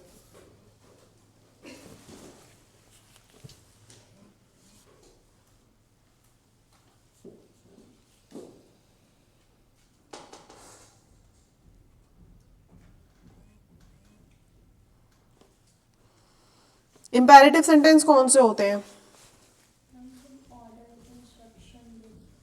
Order, request, advice, threat, suggestion वगैरह सब कुछ इसमें आ जाता है, हमने कल पढ़ा था। हमने एक चीज और पढ़ी थी कि इंपैरेटिव सेंटेंस के अंदर जब हम किसी को ऑर्डर देते हैं, रिक्वेस्ट करते हैं, एडवाइस देते हैं, सजेशन देते हैं, तो उसके अंदर सब्जेक्ट म्यूट होता है, क्योंकि हम सामने वाले को ही ऑर्डर करेंगे, सामने वाले को ही रिक्वेस्ट करेंगे, सामने वाले को ही सजेशंस देंगे, एडवाइस देंगे, तो उसके अंदर हमें सब्जेक्ट लगाने की जरूरत नहीं है। जैसे मैंने एक एग्जांपल दिया था स्टैंड अप, ठीक है, मैं पूरी क्लास को बोल रही हूँ स्टैंड अप, अगर मैं किसी पर्टिकुलर बच्चे को बोलूंगी तो बोलूंगी यू स्टैंड अप, राइट? सबको बोल रही हूँ तो मैं ऑर्डर सबको दे रही हूँ, तो उसके अंदर मुझे सब्जेक्ट लगाने की जरूरत नहीं है। इसके अंदर मेरा क्या होता है, इंपैरेटिव सब्जेक्ट के अंदर, इंपैरेटिव सेंटेंस के अंदर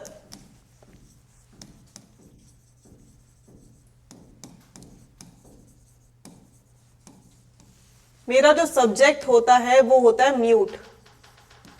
subject plus verb plus object plus complement plus adverbial, यही पढ़ा था हमने, ठीक है। हमारा जो सब्जेक्ट होता है वो होता है म्यूट, ना ही ये बोला जाता है सब्जेक्ट, ना ही ये लिखा जाता है, और ना ये सिर्फ अंडरस्टूड होता है, राइट? हमने कल यही चीज पढ़ी थी। अब जैसे मेरे पास एक वो दे दिया, राइट अ लेटर, तो मैं आप लोगों को ही तो बोलूंगी ना यू राइट अ लेटर, तो मैं यू थोड़ी ना बोलूंगी, राइट अ लेटर, ठीक है। मेक अ सेंटेंस, ये क्या हो गया, मेरे इंपैरेटिव सेंटेंस हो गए जिसके अंदर मेरा सब्जेक्ट म्यूट है, क्योंकि आप लोग समझ गए मैंने ये चीज बोली कि मेक अ सेंटेंस, तो यू मेक अ सेंटेंस जिसमें अंडरस्टूड है यू, ओके। अब इसको पैसिव वॉइस के अंदर कैसे कन्वर्ट करेंगे? आपको एक्टिव सेंटेंस में दे दिया जाएगा write a letter, attend the class, run fast, help the poor, do not make a noise, don't waste time, ठीक है। अब इसको पैसिव में कैसे कन्वर्ट करेंगे? पैसिव के लिए इसका फॉर्मूला है let plus object plus be plus verb की third form.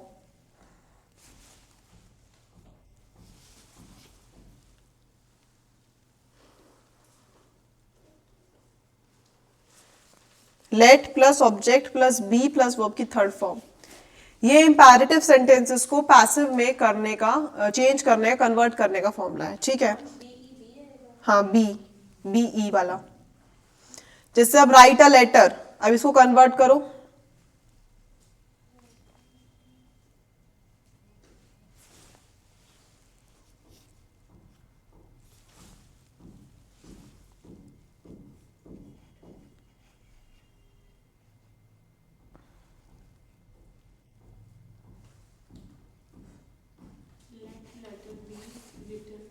Letter be written, a letter है। रन फास्ट,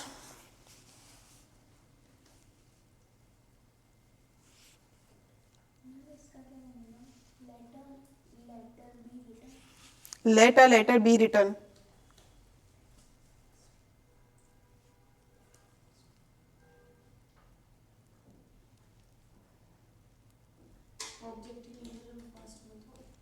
ऑब्जेक्ट ही नहीं है। रन व्हाट, रन हाउ, ये तो एडवर्बियल आ गया, इसमें तो है ही नहीं ना, तो इसका सेंटेंस नहीं बनेगा, ठीक है। हाँ, एज इट इज रहेगा, इसका नहीं बनेगा, इसके अंदर ऑब्जेक्ट ही नहीं है, क्योंकि रन एक वर्ब हो गई, और रन हाउ, कैसे भागना है, ये एडवर्बियल हो गया, फास्ट हो गया हमारा एडवर्बियल, इसलिए मैंने सेंटेंस बोला था। Do not make a noise,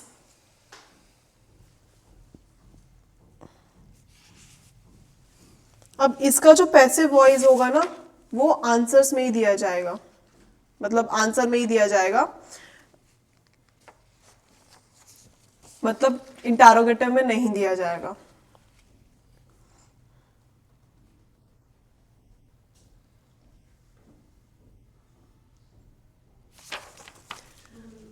do not make a noise, अगर मैं बोल रही हूँ तो मैं ऑर्डर कर रही हूँ, ठीक है। अगर कोई स्टूडेंट आपको बोल रहा है, क्लास मॉनिटर आपको बोल रहा है, तो ही इज रिक्वेस्टिंग यू, ठीक है। अगर कोई और आपको बोल रहा है, जैसे कोई एग्जाम आप कर रहे हो और साथ में आपके साथ में कोई बैठा है तो साथ में बोल रहा है ना do not make a noise, तो वो रिक्वेस्ट कर रहा है आपसे, तो उसके अकॉर्डिंग भी बनता है।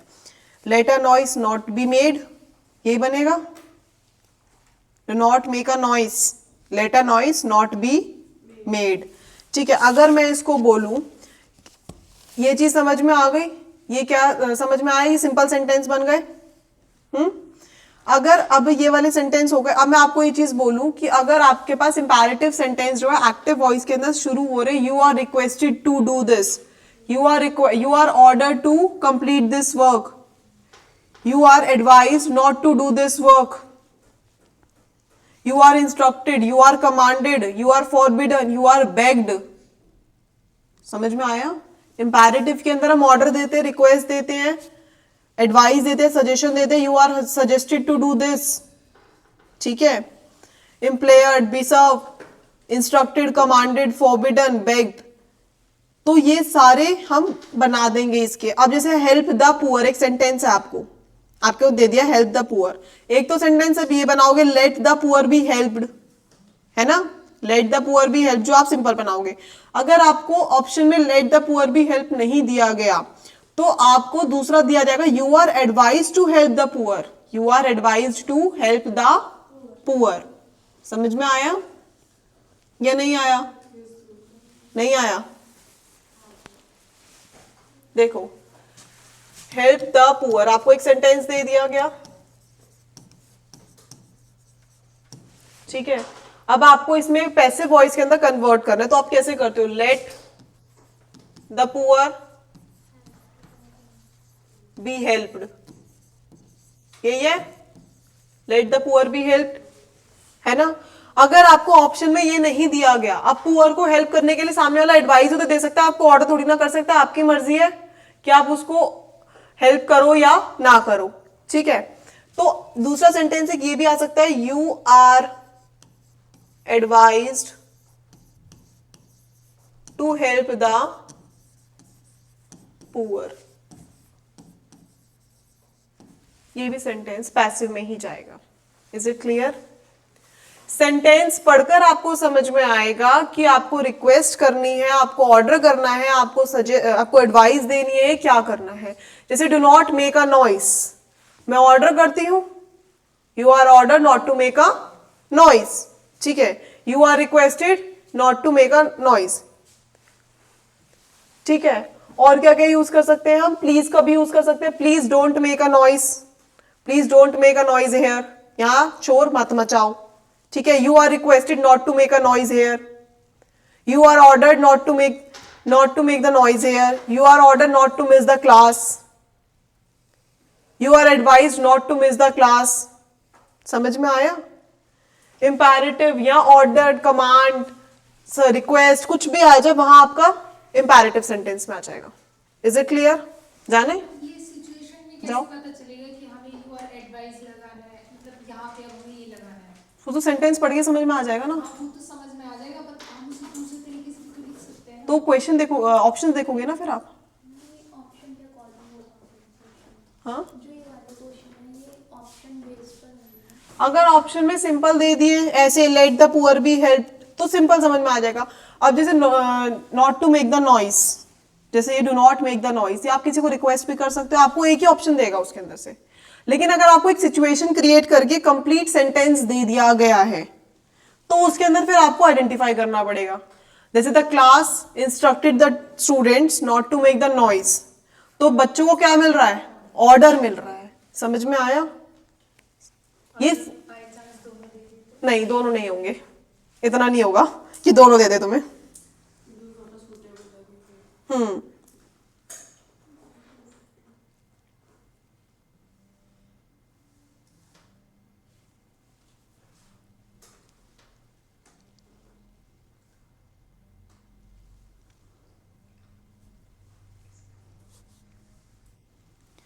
इतना समझ में आया?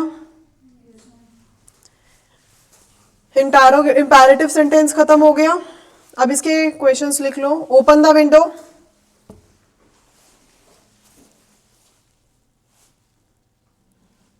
किल हिम, किल हिम। ये मुझे ना उसमें बना के देना, लेट वाले में बना के लेकर आना और उसके अकॉर्डिंग में बना के लेकर आना, ठीक है? दोनों उसमें बनाना। यूज कर सकते हैं। हाँ, पहला कौन सा है? Open the window.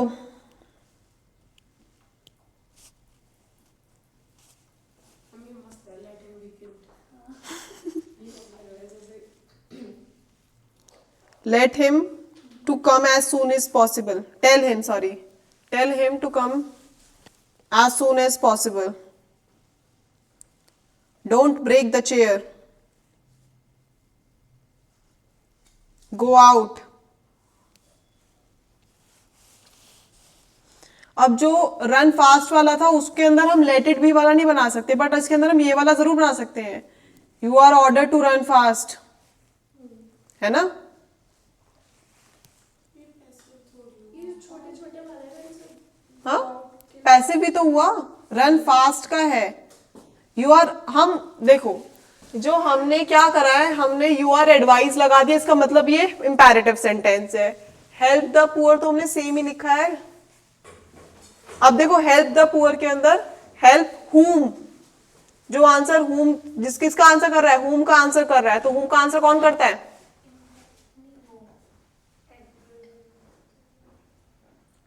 ऑब्जेक्ट ही करता है। ऑब्जेक्ट ही आंसर करता है हुम का। किस किस का आंसर एडवर्बियल करता है? Where, why, how, when. ठीक है। अब just go out, go out है, आउट क्या है हमारा? एडवर्बियल है। Go where, out is an adverbial, तो एडवर्बियल का आंसर कौन करेगा? एडवर्बियल है। तो लेकिन हमारा जो सेंटेंस है, हमें इस वाले के अंदर तो ऑब्जेक्ट की जरूरत ही नहीं है ना। You are advise to go out, you are order to go out, right? वैसे गो आउट हम उसी को बोलते हैं जिसको हम ऑर्डर कर रहे होंगे कि 1 मिनट में बाहर निकल जाओ। एडवाइस थोड़ी ना बोलेंगे। मैम कुछ कुछ सेंटेंस वो भी करते हैं जिसमें रिक्वेस्ट भी होती है और order you are requested to go out. और ऑर्डर भी हो सकता है। चेंज द वॉइस,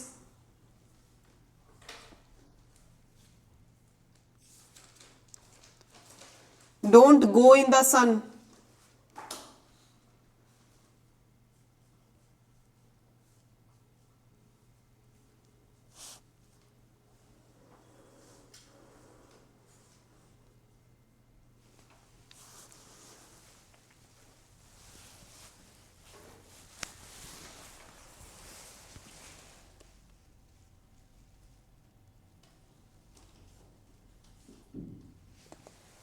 अब नेक्स्ट हेडिंग डालो फ्रेज। पैसिव वॉइस के अंदर अब फ्रेज को कैसे कन्वर्ट करेंगे? How is phrase converted in passive voice?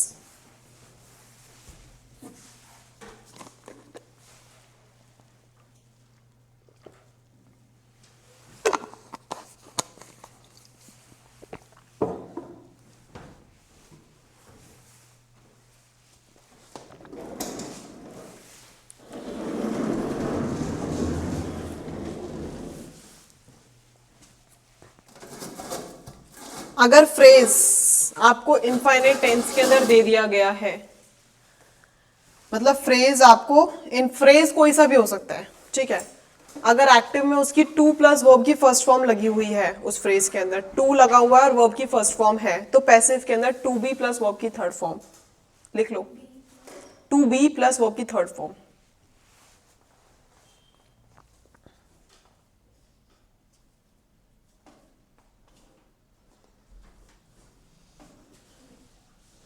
Infinite phrase के अंदर, ये इनफाइनाइट फ्रेज की बात है, अगर एक्टिव के अंदर टू प्लस वर्ब की फर्स्ट फॉर्म है तो पैसिव के अंदर टू बी प्लस वर्ब की थर्ड फॉर्म हो जाएगी।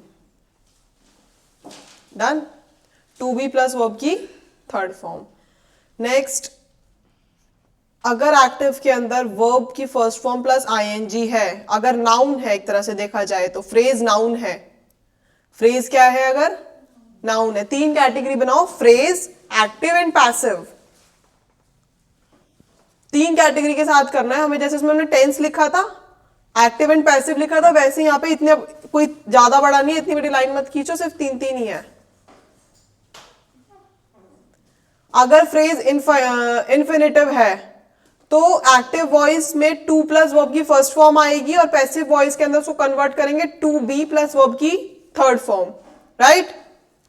अगर फ्रेज नाउन में है या उसको बोलते हैं जिरंड, GERUND, GERUND, और एक्टिव वॉइस के अंदर वर्ब की फर्स्ट फॉर्म प्लस ING है तो पैसिव में उसको कन्वर्ट करेंगे बीइंग प्लस वर्ब की third form,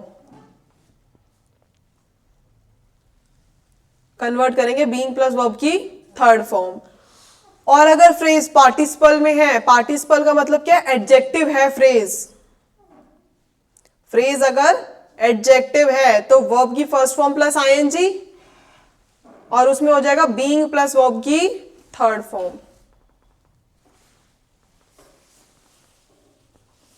being plus verb की थर्ड फॉर्म। डन। मैम आपने बी डब्ल्यू एंड बी बोले दोनों में। बीइंग, बीइंग, BEING, ठीक है।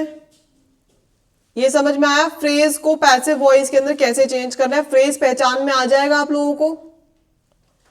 जिस वर्ड को एक्सपैंड करके बोला जाए वो फ्रेज बन जाएगा और उस फ्रेज को भी और एक्सपैंड कर दिया जाए तो वो क्लॉज बन जाएगा। यही चीज पढ़ी थी हमने। The son of Dasharath killed the husband of Mandodari, हमने एक एग्जाम्पल कल पढ़ा था। द सन ऑफ दशरथ का मीन क्या है, राम। राम एक वर्ड भी लिख सकती थी लेकिन मैंने उसको फ्रेज में क्या कर दिया, कन्वर्ट कर दिया, एक्सपैंड कर दिया, the son of Dasharath, right. And killed the husband of Mandodari, the husband of Mandodari is whom, Ravan. तो रावण को मैंने एक्सपैंड कर दिया द हस्बैंड ऑफ मंदोदरी, ठीक है। तो मैंने एक वर्ड को फ्रेज में कन्वर्ट कर दिया और मैं उस फ्रेज को और एक्सटेंड करूंगी तो क्या बन जाएगा, क्लॉज बन जाएगा, जो प्रिंसिपल क्लॉज बन जाएगा, ठीक है। ये चीज समझ में आया। अब वर्ड का फ्रेज बन जाएगा, फ्रेज से क्लॉज बन जाएगा, बट उनके मीनिंग में चेंज नहीं होगा, ये चीज ध्यान रखना, ठीक है। आपको सपोज एक फ्रेज दे दिया गया, उस फ्रेज से बोला आपको क्लॉज बनाना है तो उसमें ध्यान रखना, आपको अगर 4 ऑप्शन में आपको ये देखना है कि कौन सा क्लॉज जो है आपको उस फ्रेज का एग्जैक्ट मीनिंग दे रहा है। Is it clear? हाँ, एग्जाम्पल अभी मैं एक्सरसाइज कराऊंगी तब बताऊंगी। जैसे अभी यही वाला एग्जाम्पल, जैसे the son of Dasharath killed the husband of Mandodari, ये पूरा एक क्लॉज ही बन गया, कंप्लीट सेंटेंस ही तो है, फ्रेज को एक्सपैंड करके ही तो बना है। और वर्ड में देखा तो राम किल्ड रावण, तो उसका मतलब भी यही एक छोटा सा वो दे दिया आपको कि राम किल्ड रावण, तो इसको हम फ्रेजियल क्लॉज फ्रेज के अंदर कन्वर्ट करेंगे तो क्लॉज भी बन जाएगा और पूरा फ्रेज भी है, राइट। ये चीज समझ में आया। पैसिव वॉइस के अंदर सिर्फ इतने ही टॉपिक्स थे। हमने कौन कौन से पढ़े अभी तक? स्टार्टिंग से स्टार्ट करते, सेंटेंस से। अभी तक सेंटेंस में हमने क्या क्या पढ़ा है? सेंटेंस के अंदर हमने पढ़ा है सब्जेक्ट, सेंटेंस में subject, verb, object, complement and adverbial. Object what and whom का आंसर देता है, कॉम्प्लीमेंट और कॉम्प्लीमेंट करता है सब्जेक्ट को भी और ऑब्जेक्ट को भी, मतलब सब्जेक्ट को और आगे बढ़ाता है सब्जेक्ट कॉम्प्लीमेंट। और अगर वो कॉम्प्लीमेंट ऑब्जेक्ट को आगे बढ़ा रहा है, ऑब्जेक्ट की हेल्प कर रहा है, तो वो ऑब्जेक्टिव कॉम्प्लीमेंट हो जाएगा। यही पढ़ा है। फिर आ गया एडवर्बियल। एडवर्बियल किसका आंसर करता है? हाउ का, व्हेन का, वेयर का एंड व्हाई का। ये 4 चीजों का आंसर करता है एडवर्बियल, ठीक है। आगे क्या पढ़ा था फिर हमने? फ्रेज। फ्रेज जो होता है, एक वर्ड से हम लोग फ्रेज बना देते हैं, उस फ्रेज से हम क्लॉज बना देंगे, राइट, जिसका मीनिंग चेंज नहीं होगा, जैसे मैंने भी एग्जांपल दिया। Next, parts of speech. Parts of speech हमने noun, adjective, adverb, verb, conjunction, interjections, prepositions, ये सारी पढ़ी है, जिनको हम आगे और डीपली पढ़ेंगे अभी। फिर हमने पढ़ा इसके बाद clause, predicate and subject. Okay, subject and predicate में हम क्या पढ़ते हैं? सब्जेक्ट तो होता ही है हमारा सब्जेक्ट, उसके बाद जो हमारे पास वर्ब है, ऑब्जेक्ट है, क्लॉज है, वर्ब है, ऑब्जेक्ट है, कॉम्प्लीमेंट है और एडवर्बियल है, ये किस में आ जाएंगे? सारे प्रेडिकेट के अंदर, ठीक है। दूसरा प्रेडिकेट के अंदर आ जाएंगे, क्लॉज सब सेंटेंस के अंदर तो ये सब्जेक्ट और प्रेडिकेट होता है। और क्लॉज कैसे होते हैं? क्लॉज वो होते हैं जो फ्रेज को और एक्सपैंड करते हैं, और क्लॉज जो होते हैं वो 3 टाइप के होते हैं, principal clause, subordinate clause and coordinate clause. Principal clause के अंदर क्या होता है? जो कंप्लीट मीनिंग देता है, इंडिपेंडेंट होता है, किसी के ऊपर डिपेंड नहीं रहता। सबऑर्डिनेट क्लॉज जो होता है वो इनकम्प्लीट होता है, उसको अपने आप को अपने मीनिंग को कंप्लीट करने के लिए उसको किसके ऊपर डिपेंड रहना पड़ता है? प्रिंसिपल क्लॉज के ऊपर। और सबऑर्डिनेट प्रिंसिपल क्लॉज अगर वुड हैव प्लस वर्ब की थर्ड फॉर्म में है तो सबऑर्डिनेट क्लॉज किसमें होगा? हैड प्लस वर्ब की थर्ड फॉर्म। ये चीज लिखवाई है मैंने, ठीक है। अगर principal clause would have plus verb की थर्ड फॉर्म में है तो subordinate clause had plus verb की थर्ड फॉर्म में है। प्रिंसिपल क्लॉज और सबऑर्डिनेट क्लॉज को कंबाइन करेंगे और उसको एक कंजक्शन से ज्वाइंट करेंगे तो एक कौन सा सेंटेंस बनाएगा? वो कॉम्प्लेक्स। प्रिंसिपल क्लॉज और सबऑर्डिनेट क्लॉज को कंजक्शन के साथ जब हम ज्वाइन करेंगे तो कौन सा सेंटेंस बनाएंगे? Complex sentence. फिर आते हैं सबऑर्डिनेट क्लॉज पे। सबऑर्डिनेट क्लॉज के अंदर जब 2 प्रिंसिपल क्लॉज गिवन होते हैं और उनको एक कंजक्शन के थ्रू कंबाइन किया जाता है तो वो बनता है एक कोऑर्डिनेट क्लॉज। और जब 2 प्रिंसिपल क्लॉज को ज्वाइन करते हैं कंजक्शन के थ्रू तो वो बनता है कंपाउंड सेंटेंस। समझ में आया?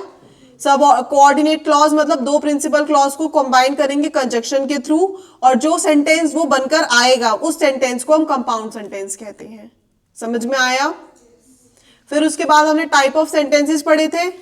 एफर्मेटिव सेंटेंसेस जो सिंपल सेंटेंस है उसके अंदर हमने नेगेटिव पढ़ा है, इंटरोगेटिव पढ़ा है। नेगेटिव इंटरोगेटिव जो हम स्कूल से ही पढ़ते हुए आ रहे हैं, इसको मैंने एक्सप्लेन नहीं करा है क्लास में, ठीक है। फिर है नेक्स्ट हमारे पास इंपैरेटिव सेंटेंसेस। इंपैरेटिव सेंटेंस में हम किसी को ऑर्डर करते हैं, रिक्वेस्ट करते हैं, ठीक है, एडवाइस देते हैं, सजेशन देते हैं, इंस्ट्रक्शंस देते हैं, कमांड देते हैं, ये सारे आ जाएगा इंपैरेटिव सेंटेंसेस के अंदर। फिर आते हैं हमारे पास ऑप्टेटिव सेंटेंसेस।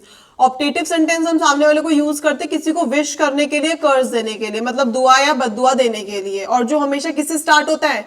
मे से, ठीक है। मे यू लिव लॉन्ग, ठीक है, may you get the job, ठीक है।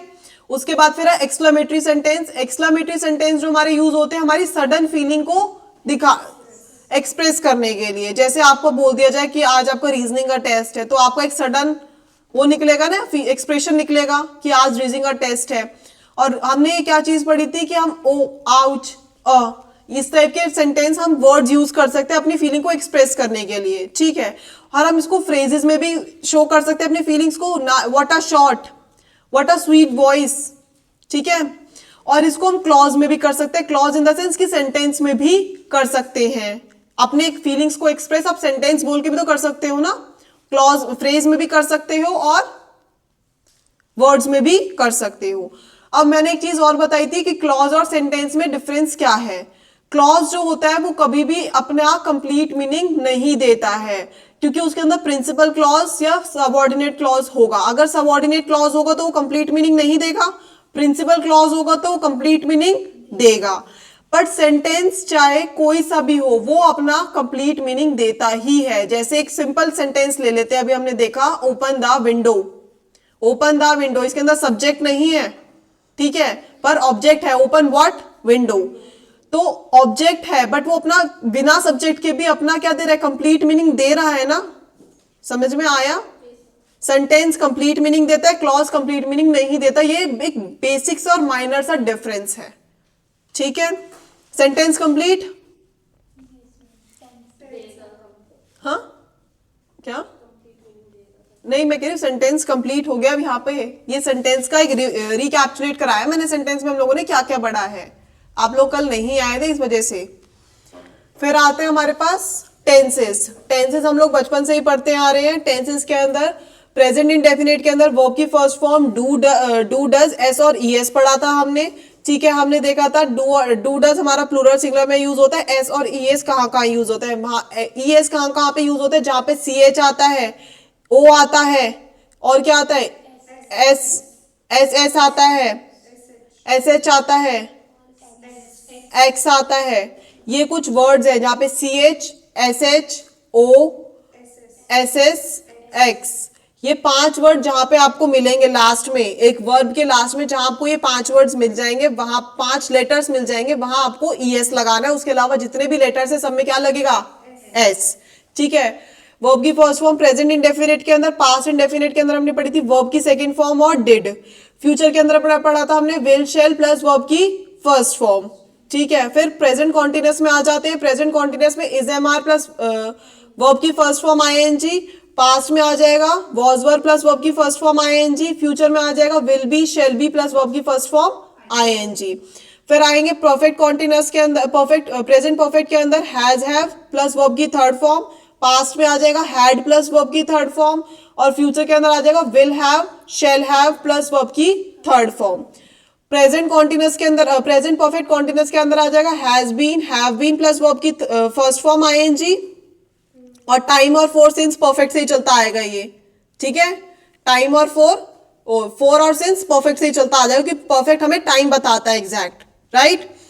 फिर आ जाते हैं हमारे पास past perfect continuous, had been plus verb की first form ING for since time, ठीक है। फिर आएगा future perfect continuous, has will have been shall have been plus verb की first form ING plus for since time, by भी तो है शायद इसमें, बाय भी है, ठीक है। ये रूल्स हैं।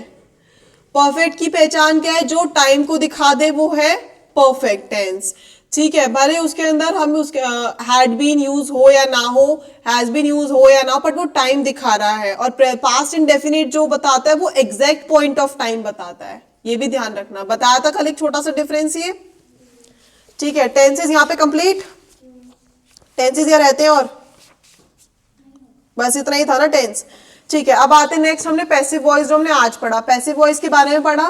पैसिव वॉइस, हाँ, स्टेटिव वर्ब्स पढ़ी थी और एक्शन वर्ब पढ़ा था। स्टेटिव वर्ब्स वो वर्ब्स होती है जो एक्शन में नहीं होती हैं, ठीक है, एक्शन में नहीं होती। जैसे आई नो यू, तो नो क्या है? एक स्टेटिव वर्ब है जो एक्शन में नहीं है। मैं तुम्हें जानती हूँ, मैं तुम्हें जानता हूँ, ये पहले से जानता हूँ या अभी जानता हूँ, बट वो वर्ब अभी एक्शन में नहीं है। आई लव माई पेरेंट्स, तो लव है तो पहले से ही है वो लव, वो एक्शन में नहीं है। समझ में आया? तो वो जो वर्ब्स एक्शन में नहीं होती है उन वर्ब्स को हम स्टेटिव वर्ब्स कहते हैं। Clear? Stative verbs complete. Action verbs वो वाली हो गई जो, और स्टेटिव वर्ब्स एक और चीज, स्टेटिव वर्ब कॉन्टिन्यूअस टेंस के अंदर यूज नहीं होती, चाहे वो प्रेजेंट कॉन्टिन्यूअस हो, पास्ट कॉन्टिन्यूअस हो, फ्यूचर कॉन्टिन्यूअस हो, या प्रेजेंट परफेक्ट कॉन्टिन्यूअस हो, पास्ट परफेक्ट कॉन्टिन्यूअस हो, या फ्यूचर परफेक्ट कॉन्टिन्यूअस हो, ठीक है। स्टेटिव का मतलब क्या है? जो एक्शन में नहीं है, और कॉन्टिन्यूअस क्या कह रहा है? जो एक्शन में है। तो स्टेटिव वर्ब्स कॉन्टिन्यूअस टेंस में किसी में भी यूज नहीं होगी। Is it clear? Stative verb complete.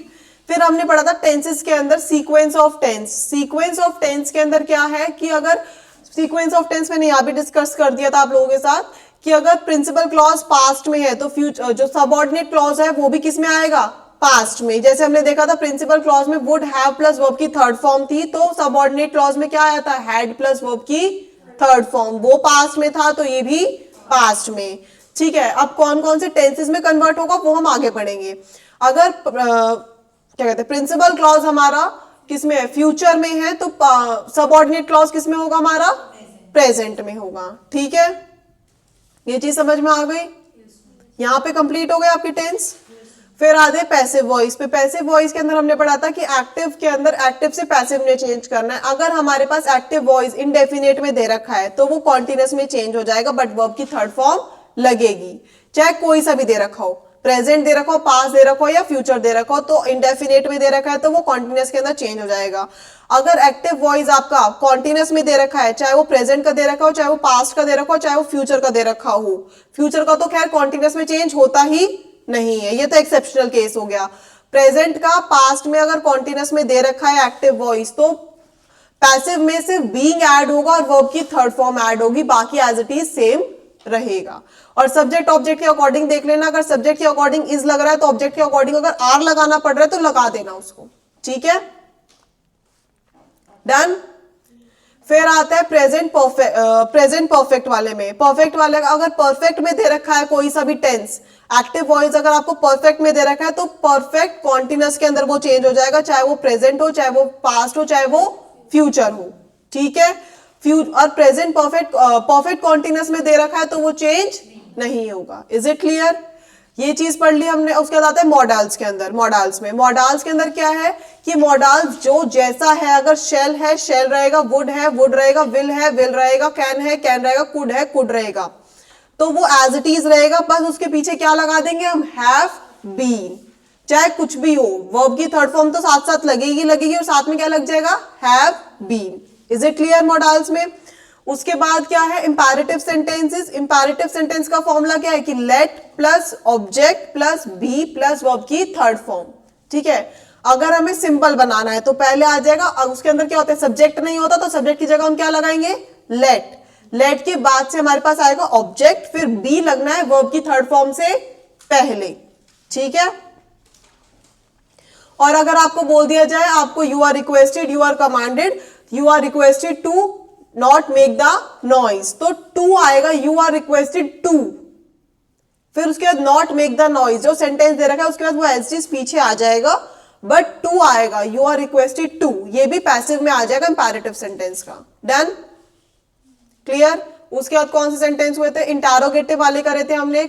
Interrogative sentence के अंदर हमने क्या पढ़ा था कि वर्ड का, हाउ का, वेयर का, व्हेन का एज इट इज सेम रहेगा, सब्जेक्ट वही सब्जेक्ट रहेगा, वही ऑब्जेक्ट रहेगा, और अगर हु का आएगा तो ऑब्जेक्ट में चला जाएगा हुम, और ऑब्जेक्ट में अगर हमें नहीं बनाना है उसको तो बाय हुम सब्जेक्ट में आ जाएगा उठकर। क्वेश्चन का आंसर क्वेश्चन के फॉर्म में देंगे, और इंटरोगेटिव सिंपल सेंटेंस का आंसर सिंपल सेंटेंस की फॉर्म में देंगे। इंटरोगेटिव हो गया, इंपैरेटिव हो गया, उसके बाद फ्रेजल में आ जाएगा।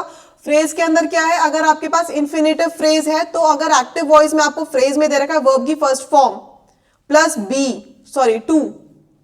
टू प्लस वर्ब की फर्स्ट फॉर्म दे रखा है, तो पैसिव वॉइस के अंदर टू बी प्लस वर्ब की फर्स्ट फॉर्म आ जाएगी। अगर नाउन जेरेंट में दे रखा है वर्ब की first form plus ING, to plus verb की first form plus ING, to है नहीं, सिर्फ वर्ब की फर्स्ट फॉर्म प्लस आईएनजी, तो बीइंग प्लस वर्ब की थर्ड फॉर्म। और अगर पार्टिसिपल में दे रखा है जो एडजेक्टिव है उसके अंदर दे रखा है वर्ब की फर्स्ट फॉर्म प्लस आईएनजी, तो उसके अंदर हो जाएगा बीइंग प्लस वर्ब की third form. Is it clear? Passive तक समझ में आ गया? जो फ्रेज है वो पास्ट पार्टिसिपल में नहीं हो सकता। पार्टिसिपल कोई सा भी हो सकता है। अगर पास्ट में होगा तो सिर्फ वर्ब की थर्ड फॉर्म होगी ना। पार्टिसिपल कोई सा भी हो सकता है, प्रेजेंट भी हो, पास्ट भी हो, फ्यूचर में। पैसिव में तो चाहे प्रेजेंट में भी हो तो भी वर्ब की थर्ड फॉर्म में ही चेंज होगा, पास्ट में हो तो भी वर्ब की थर्ड फॉर्म में चेंज होगा, फ्यूचर में होगा तो भी वर्ब की थर्ड फॉर्म में चेंज होगा। ठीक है, और लेट में है तो बाय टू, बी लगता है। हाँ sorry be, you are advise में होगा तो टू लगेगा। हाँ यू आर एडवाइस के साथ टू लगेगा, और सिंपल होगा तो बी लगेगा। You are let the window be opened. ठीक है, let the window be open, हमने जो एक क्वेश्चन लिखवाया है। इसके बाद सिंपल पास्ट सिंपल प्रेजेंट के अंदर वर्ब की फर्स्ट फॉर्म है, टेंस आ जाएगा। पास्ट टेंस के बारे में पूछा जाएगा तो वर्ब की सेकंड फॉर्म है। पास्ट पार्टिसिपल के बारे में पूछा जाएगा तो वर्ब की थर्ड फॉर्म है। प्रेजेंट पार्टिसिपल के बारे में पूछा जाएगा तो वर्ब की फर्स्ट फॉर्म प्लस आईएनजी। ध्यान रखना, टेंस का और पार्टिसिपल का ध्यान रखना। Is it clear? अभी तक हमने सिर्फ इतना ही पढ़ा है, 3 चैप्टर्स हो गए हमारे। यहां समझ में आया, एक माइंड मैप बन गया आप लोगों के कि आपने कैसे कैसे क्या क्या पढ़ा है। जो कल नहीं आए थे वो नोट्स नोट डाउन कर लेना, और फिर उसको इसी तरह से ही रिवाइज करना कि हमने अब तक क्या क्या पढ़ा है। इंग्लिश को मैं हर एक चैप्टर को इस तरह से रिवाइज करवाती हुई चलूंगी जिसमें आपके माइंड में वो चीज बैठ जाएगी, एक माइंड मैप बन जाएगा ना कि आप लोगों ने क्या क्या कैसे कैसे पढ़ा है, तो आपको इंग्लिश दोबारा रिवाइज करने की भी जरूरत नहीं पड़ेगी। आज हमने 3 चैप्टर कंप्लीट कर लिए, तो 3 चैप्टर का हम अब कल जैसे नेक्स्ट क्लास हमारी जब भी होगी उसके अंदर हम 2 चैप्टर 1 चैप्टर जैसे कंप्लीट करेंगे, तो हम 1 से लेके 5 तक के सारे माइंड मैप्स बनाते चलेंगे। ठीक है, अब इसकी एक्सरसाइज लिख लो। और अभी तो मैंने 3 टाइप के क्वेश्चन से लिखवाए हैं। मैंने एक डाउट और था कि कोऑर्डिनेट क्लॉजेस में और फिर कंपाउंड सेंटेंसेस में क्या डिफरेंस होगा? कोऑर्डिनेट क्लॉज को ही कंपाउंड सेंटेंस कहते हैं, क्योंकि कोऑर्डिनेट क्लॉज वही तो कह रहा है कि 2 प्रिंसिपल, हाँ कंपाउंड सेंटेंस। अब देखो ये क्वेश्चंस क्या आ जाएंगे, मैं सिर्फ डिस्कस करा रही normally. The teacher punished him, ये कौन सा सेंटेंस है, एक्टिव है पैसिव है? एक्टिव है। अब given sentence is in passive voice, अब जो सेंटेंस दे रखा है वो पैसिव वॉइस के अंदर, select the alternative which best express the same in active voice. आपको पैसिव वॉइस दे रखा है, उसको बताना है कि एक्टिव वॉइस के अंदर कौन सा सेंटेंस उसको एक्सप्रेस करेगा। हेमलेट वॉज रिटन बाय शेक्सपियर, ये एक पैसिव सेंटेंस है। इसको अब कैसे कन्वर्ट करोगे? Shakespeare had written Hamlet, Shakespeare wrote Hamlet, Shakespeare writes Hamlet, Shakespeare has written Hamlet. Has written. गलत है, गलत है। रोट वाला हाँ, इतना छोटा हो गया। Hamlet was written by Shakespeare, जब हैमलेट वॉज रिटन हो गया तो मतलब वो इंडेफिनिट में ही था, तभी तो वो कॉन्टिन्यूस में बना है ना। मैंने क्या बताया था? को प्रेजेंट कॉन्टिन्यूस में दिख रहा है लेकिन बीइंग यूज्ड नहीं किया हुआ है, तो बीइंग जब यूज नहीं किया था तो वो कैसे था पहले एक्टिव में? इंडेफिनेट। ये बहुत बड़ी मिस्टेक करोगे आप लोग, इसको थोड़ा प्रैक्टिस कर लो। क्वेश्चन ऐसे भी आएंगे, पैसिव को एक्टिव में कन्वर्ट करने वाले ज्यादा आते हैं, क्योंकि पैसिव में तो कन्वर्ट करना सबको आता है, पर पैसिव से वापस एक्टिव जाना वो एक चीज है। इसकी जो एक्सरसाइज मैंने आपको दी है वो करके लाना, और जो नेक्स्ट मतलब जो और क्वेश्चन है मैं नेक्स्ट क्लास में लिखवाऊंगी इसके, पहले ये पढ़कर आना अच्छे से सारा। पैसिव में मैं उसका रिवर्स, अगर पैसिव में दे रखा है एक्टिव में करना होता तो उसका रिवर्स कर देते हैं। हाँ, कि वर्ब के अगर थर्ड फॉर्म है तो उसमें फर्स्ट लगा देंगी, बाय या टू सब हटा देंगे। बस वो रूल्स माइंड में बैठा के रखना। अभी जैसे मैंने बताया ना, वो समझाया, रिकैप्चुलेट कर दिया सारा, तो वो रूल्स में माइंड में बैठे हुए हैं, तभी तो मैं रिकैप्चुलेट कर रही हूँ ना। वो बस आपको भी वैसे ही करना है, और रिकैप्चुलेशन करते हुए चलोगे ना इंग्लिश के अंदर तो बहुत जल्दी कवर अप कर लोगे सारा काम।